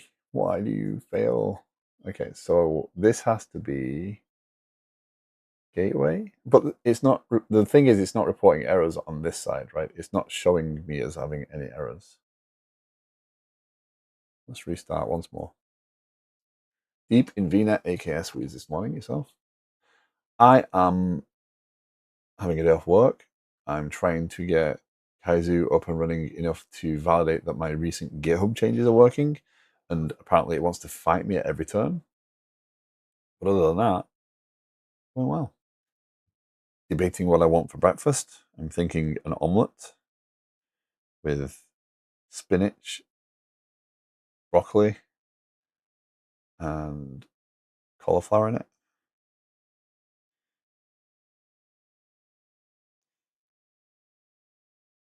And some days I really miss coffee. Today is one of those days. Come on, you can start. Or not.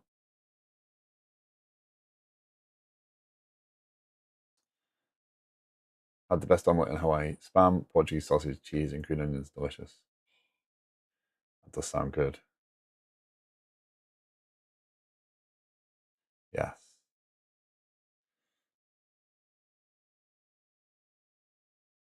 I could probably get away with a cup or two here and there, but it's more, um, I don't need complications. So can't even drink tea. So yes.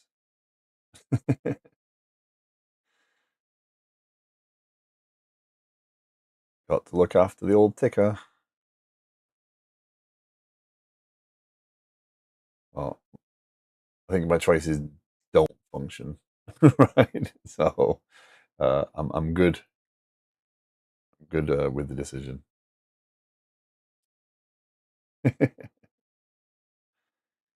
Okay, so what are we looking at here? Let's see. How are you erroring? Is the view not up and running? Like, I'm not seeing any traffic there. There's no request. Oh, sorry, brain. Failed to negotiate, error connection refused. It's just not talking to the back end.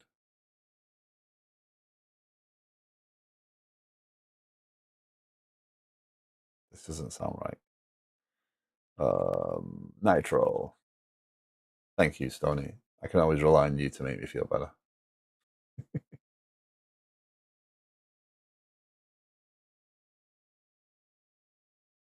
Copy string content. So let's go over here. Authorization.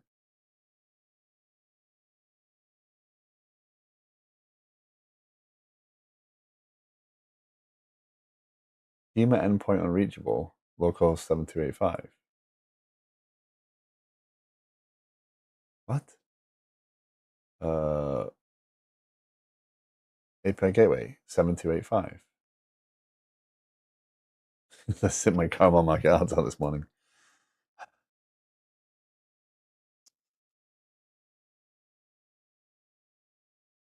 Well, with friends like you guys,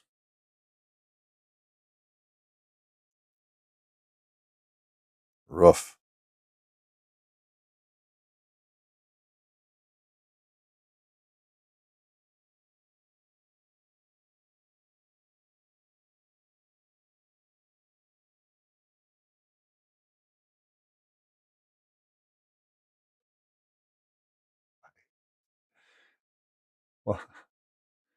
Why? What does that mean?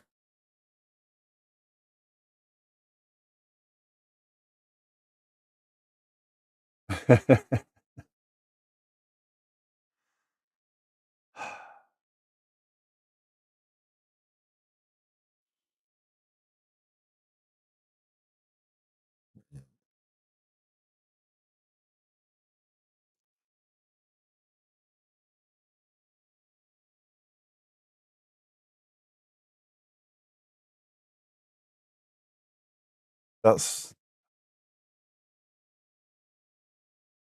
how do I fix this?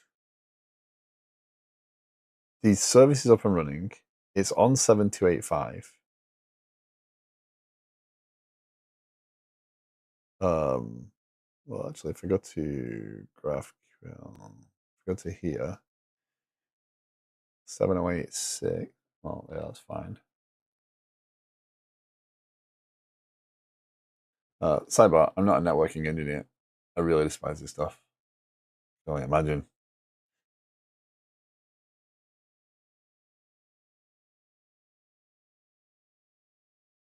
Imagine. So it's as if it's there but not there. So nothing's actually available. So the service is started, all the services are up and running, nothing's blocked, but neither Kaizu nor Nitro can see the endpoints.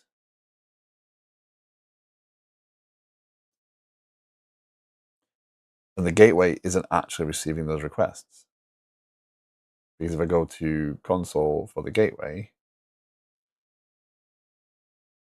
it's not receiving anything, but it's up and running and all the routes have been added.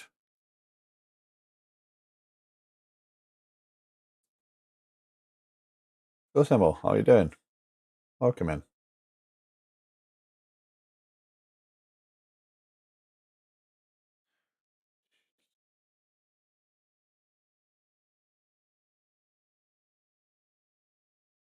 Oh, what a jerk. Never mind.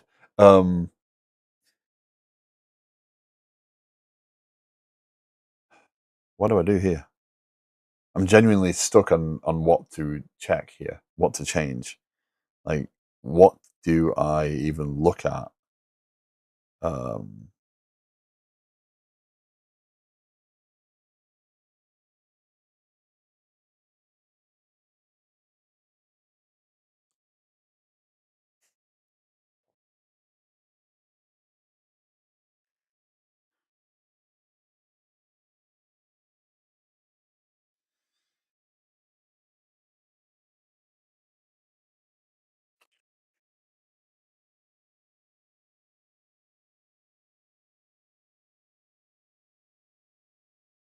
Mm. So the services are all up, everything's running, right? Localhost 7285, Aspire thinks it's fine, but the actual system says it's not fine because Nitro won't connect to it, schema endpoint unreachable, and um, the browser won't connect to it. And I don't like the idea of what I need to do because the only thing I can think to do is restart the machine, which I might as well just finish. Um, why would that happen? Well, these aren't running in Docker. These are all running on the local machine. Docker's not involved in this piece. This is literally the app up and running. This is the 22 services that this starts. Or 21 services this starts, and the one service that the Aspire host starts manually. Well, I mean that's that piece, right? Let's take this down.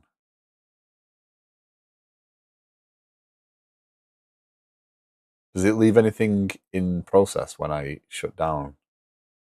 Does it leave Aspire?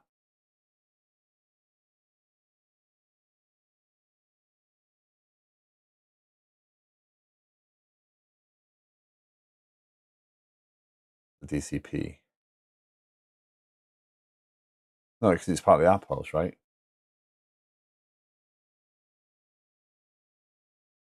But it started as the app host.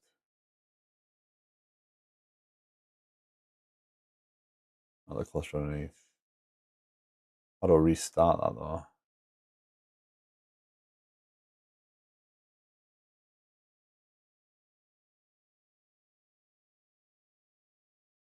Which would make sense because of system resources. Where would that live?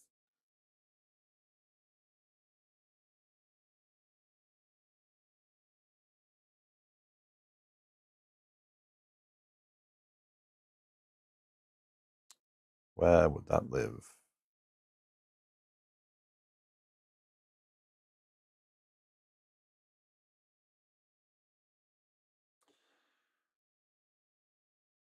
No, no. I think it's the most logical thing because it sits in between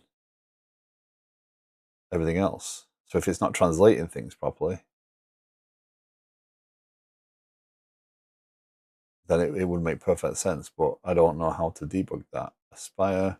Do I have an Aspire command at this point? I have an Aspire command. Okay. No, I don't. Aspire agent. Manage AI agent environment configuration. I don't want to mess around with AI with Aspire. Everything has to have AI. Um,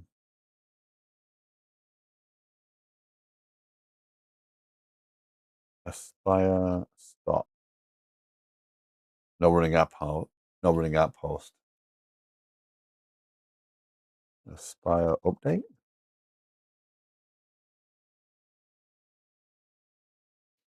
Finding app hosts.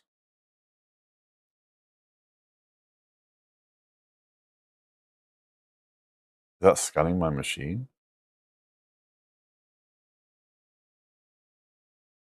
That would be interesting. Let's test. Manage NuGet packages. Aspire. Uh,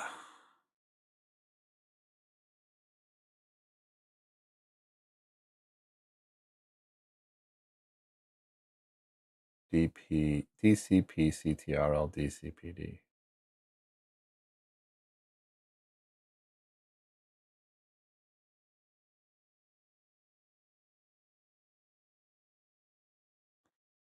Okay.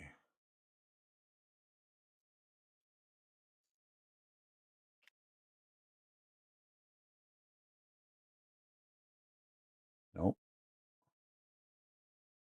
I don't see anything. I didn't. I was I was looking for DCP before. I didn't see anything specific. No,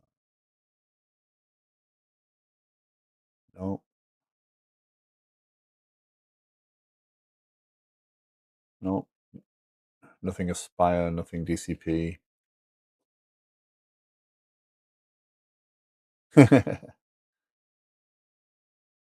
Oh. Okay, well let's see if updating to 13.30.33 is the answer.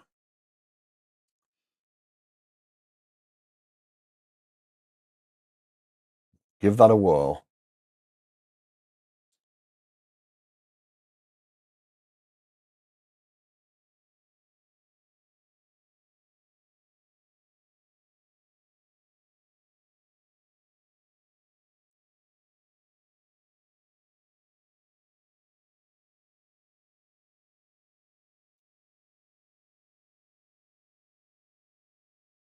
Okay.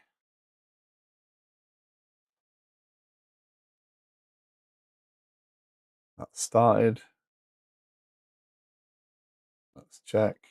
So this is, oh, there we go. That was better. Let's do that. Let's make sure that's up and running properly. Everything's started.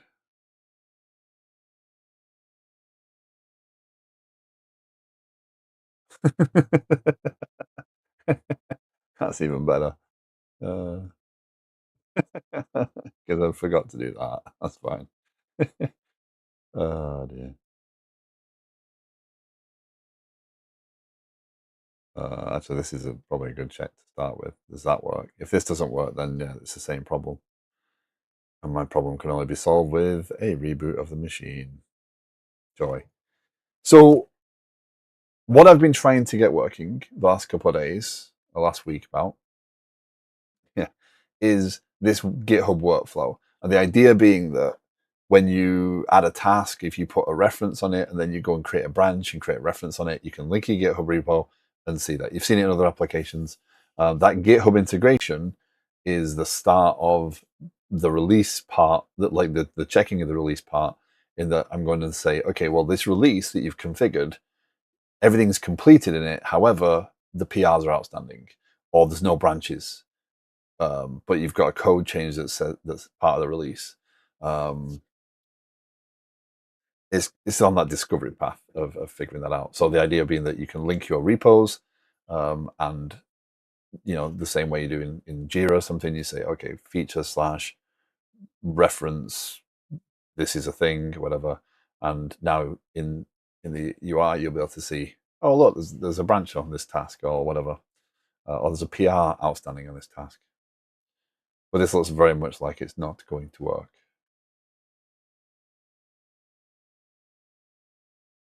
Failed. Yeah, the connection is, so it's up and running, but it's not running.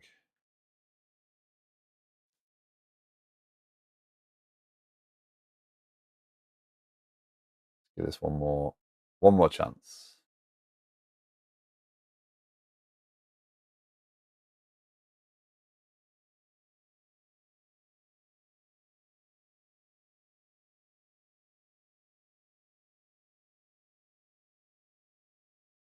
Still, I get. Hi JD, how you doing? Copy response. Oh, there's no response there. Copy status.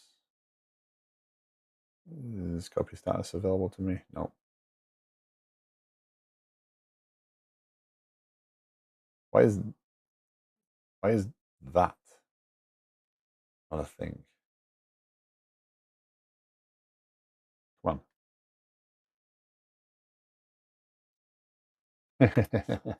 Did you see the picture, Stony? I shared in your Discord.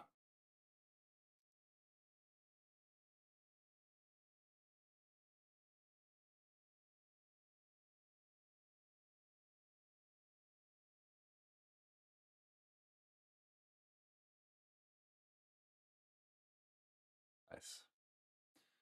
Yeah. Okay. So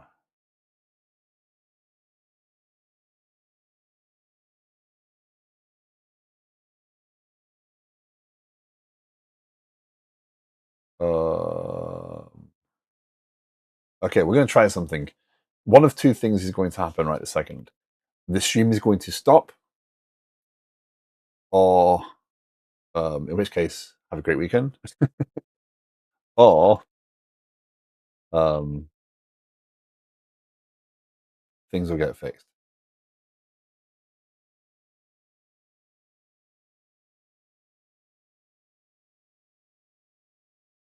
Which of those two things happened?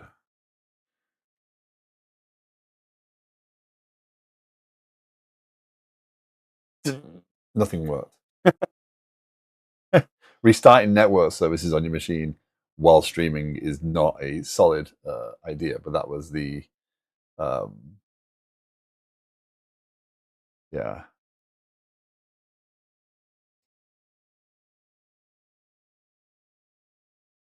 they're not in the excluded range. So I had this a couple of weeks ago where I had exclusion ranges set up that for some reason something had excluded the range of IPs. Um, I don't have time to stream 30 hours. I've got to go to the bank. I've got to do yard work. I've got to do something else that I've been given as a list of things to do. I have a lot of things that I need to do other than the streaming. So um, as much as I would love to do a 13-hour stream, today is not the day for a 13-hour stream. I could easily do it though.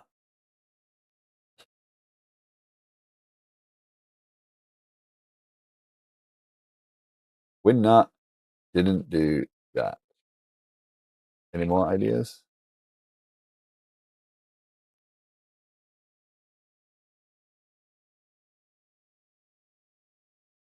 Um, I mean, if you'd like to come over and get me my yard ready for a pool opening next week, you're more than welcome. And I'll stream. Um,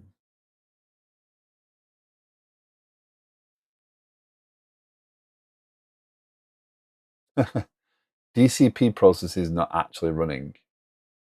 Um, you're paying the travel and accommodation. Oh, I think I'm rich. Get process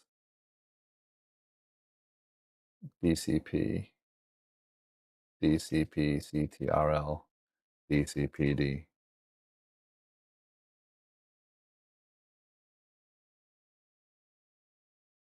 Oh, so there is a DCP service.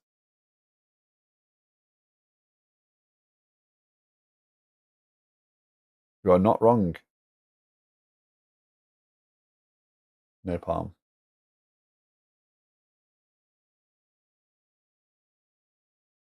Um, if empty, Aspire's orchestrator died silently, nuking and restarting often fixes a corrupted DCP state. So let's assume a corrupted DCP state at this point, right? Let's stop that.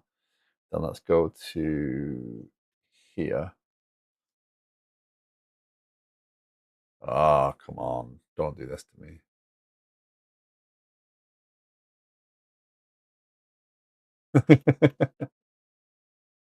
Nope. Local app data.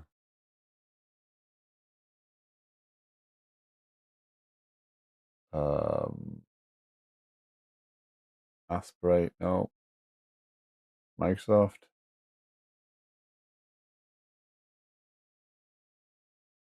But it stopped being .NET Aspire a while ago. So what would it be under now? Not at this level.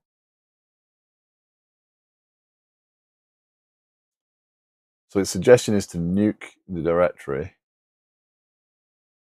Um, Aspire's to be more of a problem. You got all the puns. There's nothing there for Aspire.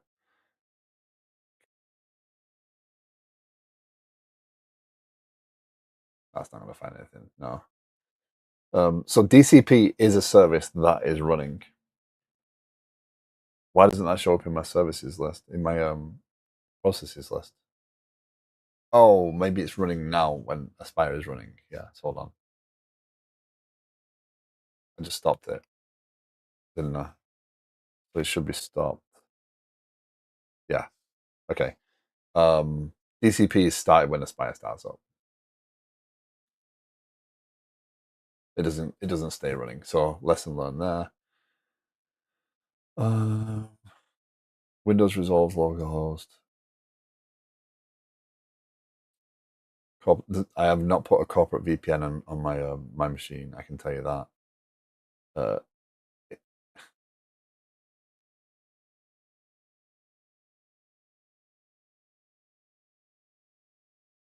so Claude's response to me giving it that information was two things. The spy dashboard says running, but the resource actually crashed on startup.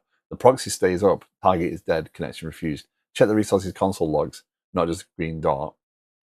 And the second one is IPv4, IPv6 mismatch. Windows resolves localhost to ::1 first. If your service binds to 127, browser hits the wrong stack. Try the explicit URL from the dashboard instead of localhost, which is what I've done. Cloudflare tunnel.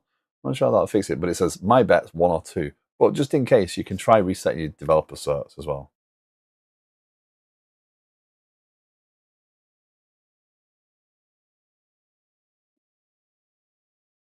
which which I will do just to humor it.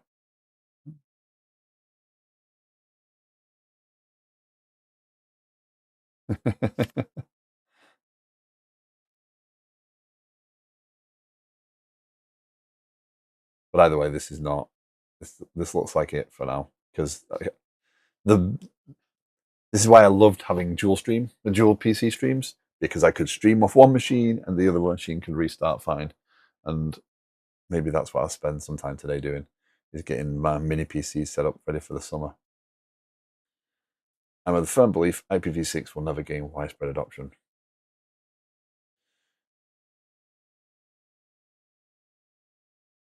Oh,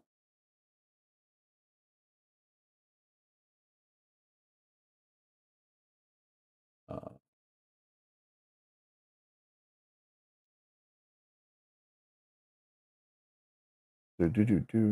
okay. You should move to a 230-volt country. Yes, that would be an option, I suppose.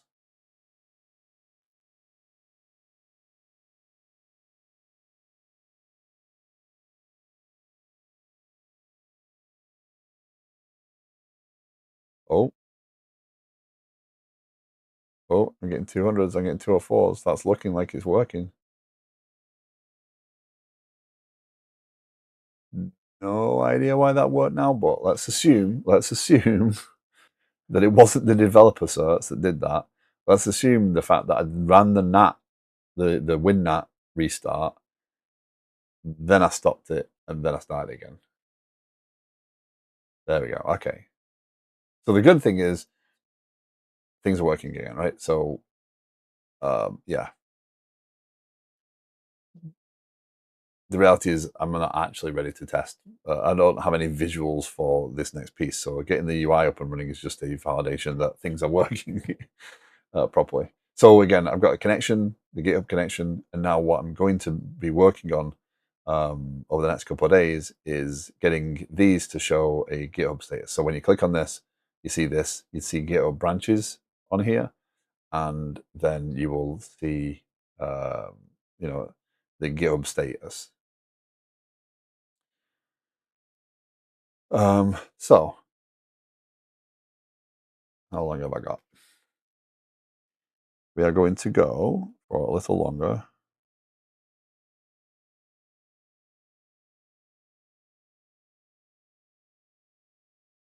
About 10 or 15 minutes.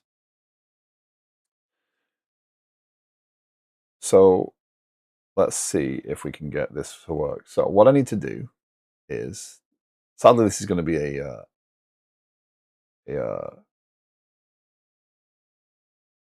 debugging show. Right? So the idea is that as I create a branch, it will get received in here. Over in the tasks, in the GitHub receiver here, I'm going to receive that branch created, and I'm going to then go through the process of first, do I match? Is there a branch in my? Is there a task within my tenant that? Well, no, sorry. Let me do this a different way. Is there an actual reference in there? Is there a prefix hyphen or prefix underscore number? If there is, then let's test to see if that prefix underscore number exists in my tenant, in the tenant that was passed in, right? So the branch came in under an actual connection. That connection links to the tenant. For that tenant, is this actually a valid branch, a valid task? Yes, it is. Okay, now we'll actually register that branch against that task. And that's where this stops. This is where I need to validate. Does it get to here? And then does that record get into ls tasks, public, tables, task branches? If I get a record in here, victory, we're all winners. Well, it's crazy. A single point of failure for so many places, including a school where the network died and access card door locks stopped working, or a system where payment systems and communications went down. Ouch. Okay, so let's do this. So I actually do have SME up. And it's got all those events from before, so it has all the creates and everything. Interesting. That's a tag. So I need a branch create, not a tag create. When you do a release, it creates a tag, and that's also a create event, which would get triggered inside of here. So create branch create workflow. This piece would actually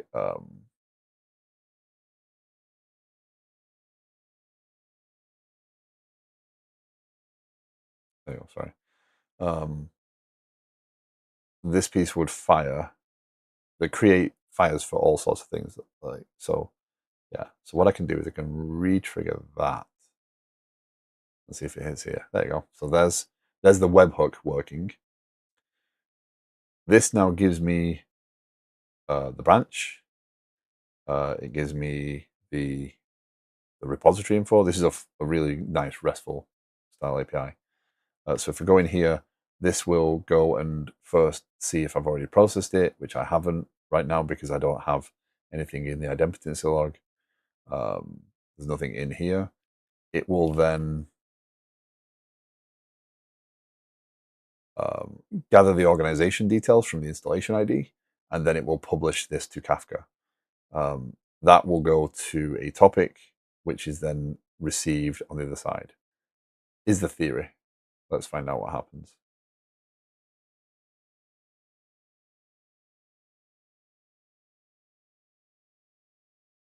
There's the idempotency log. So that suggests that that is kind of working. The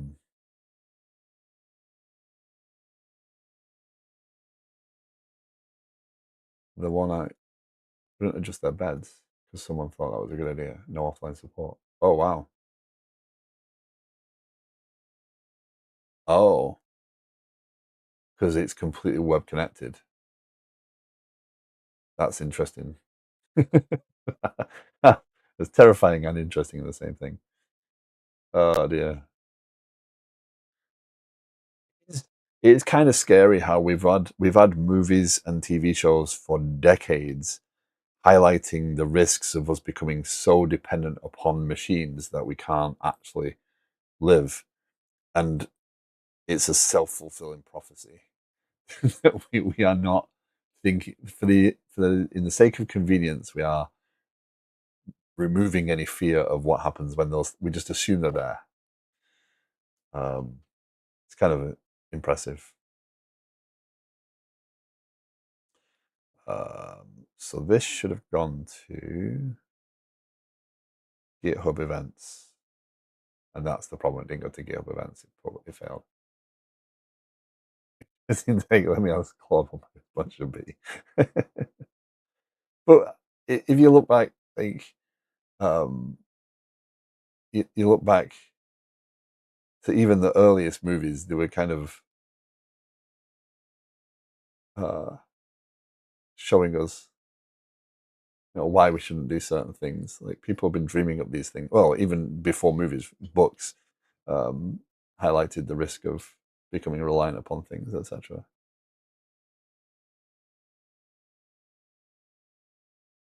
So anyway, the idea, yeah, is this DB2. If I put a reference to DB2 in my branch, then I will get um, a task, a branch associated with that thing. But what looks like is not happening is that I am not getting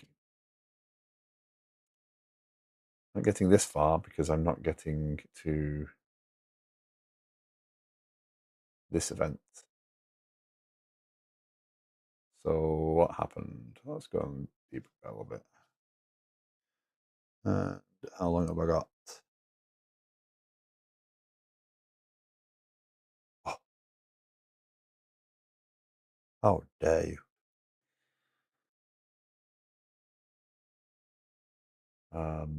So we have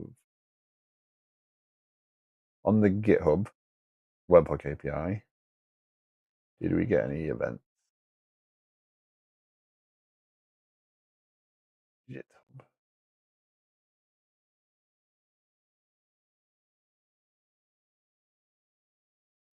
Well, this stuff is just it's because it's um, all tasked and threaded and stuff. It doesn't always register straight away. So it got to the idempotency log. It got here. Did it? Oh, there we go. There's the answer. Boo, boo.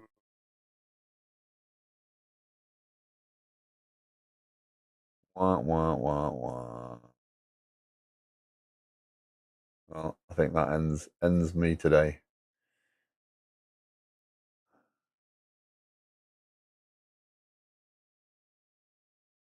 Although it keeps trying. So it's failing because publish event in the outbox publisher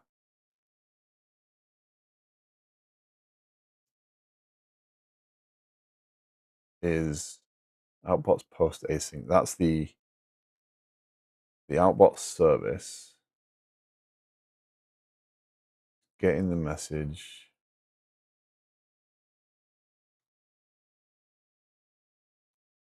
Publish event is there, so it's getting here, and that's I event. There you go. That's why.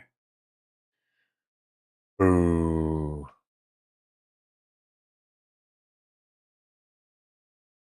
Um, I had to remove the I event constraint because of that generic, but at the same time,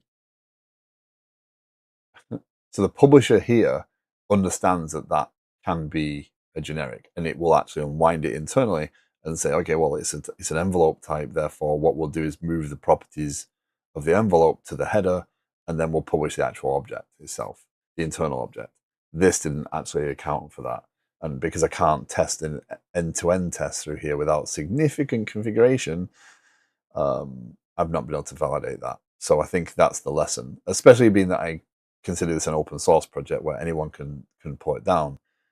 Realistically, what I need to do now is go off and develop a set of solid integration tests to be able to validate that, because this is not going to work.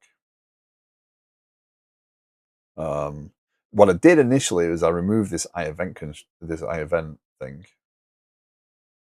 Um, I left it there for that simple case.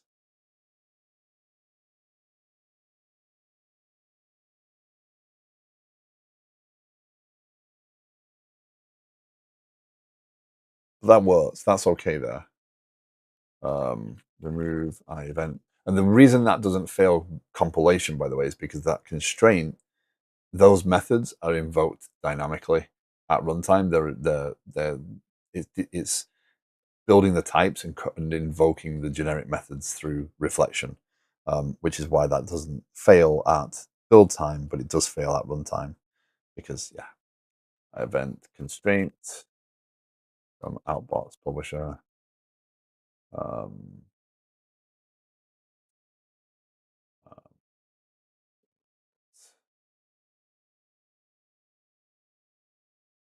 Um, yeah, but the publisher, and this is probably something I need to reflect on the design of, because it's what I'm doing is I'm kind of hiding some of those things in the code, and it makes the code far less simple to understand what it's actually doing. And there's those hiddens right in the depths.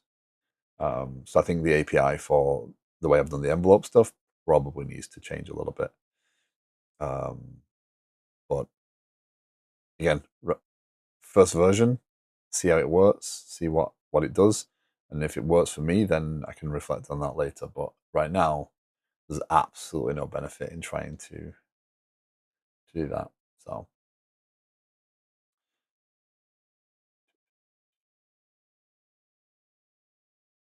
tag 0.3.5. There we go. New.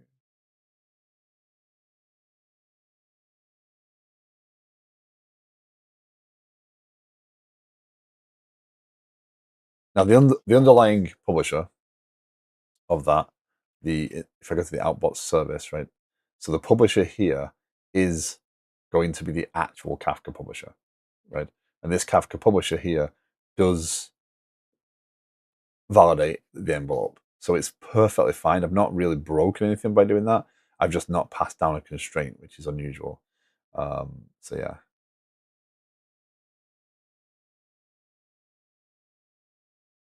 what does that look like?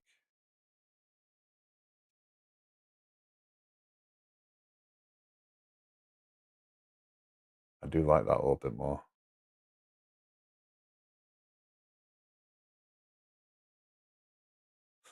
Um,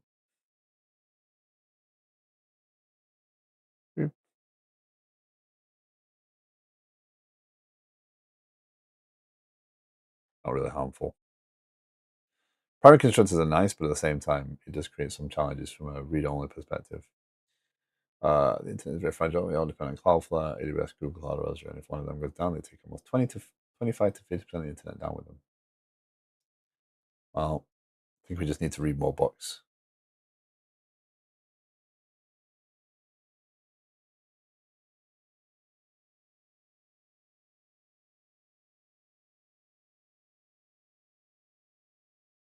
Push release.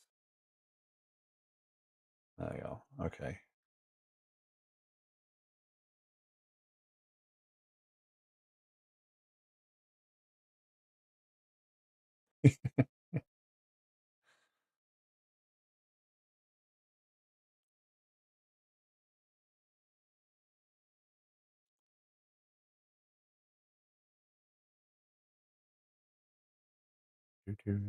Okay. So I don't think we're going to win this today.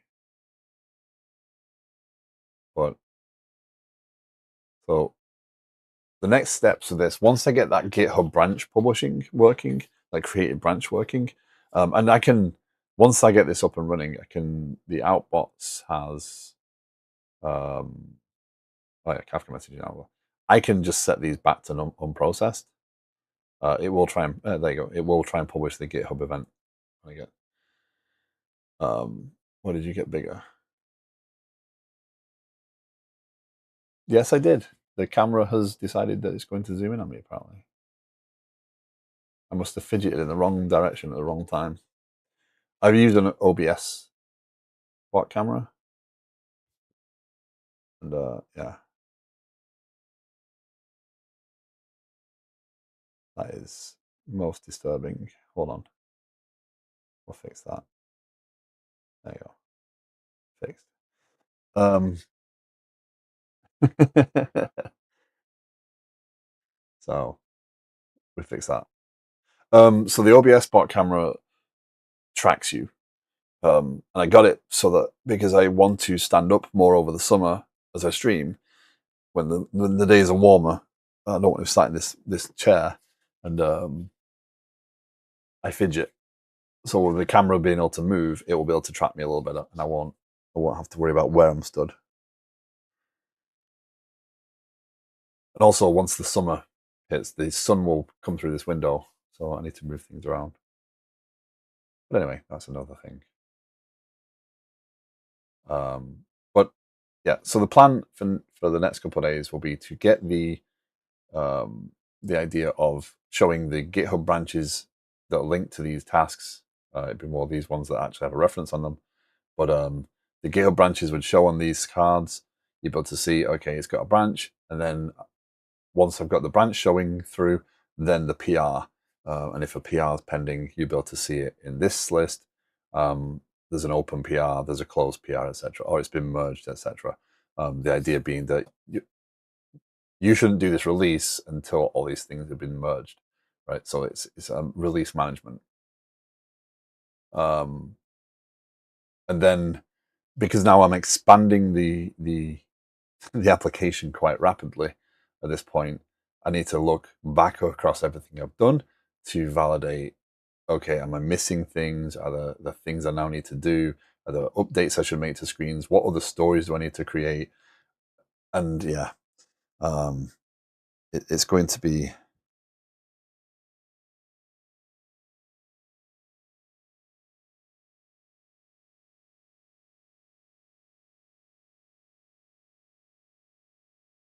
it's going to be um,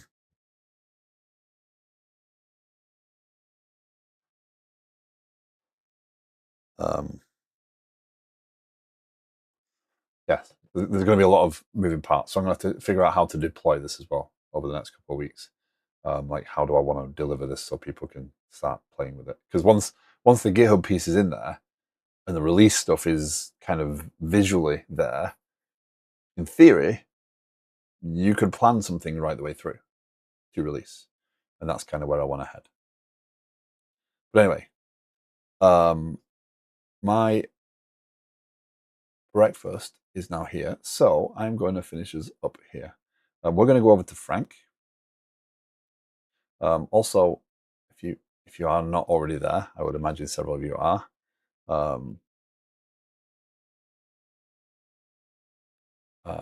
If you haven't checked him out yet, maybe he's also streaming. I would highly recommend going and checking out that. That's a good time. Works on Barely Fit.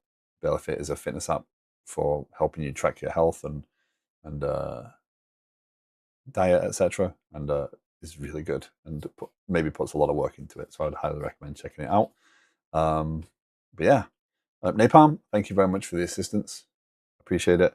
And everyone, thank you very much for coming through on my my delayed birthday stream. I would love to stream more today, but that is not on the cards. So thank you very much for joining me. Let's go raid Frank. Frank is working on his 2d6 dungeon app by the looks of it. It's a nice chill place to go and hang out. Frank is awesome. And you can use the drop command to drop your character down screen. So thank you all. Take care. Have a great rest of your week and a great weekend. And I'll be back on Monday, hopefully with some GitHub in the UI. So take care all. Bye.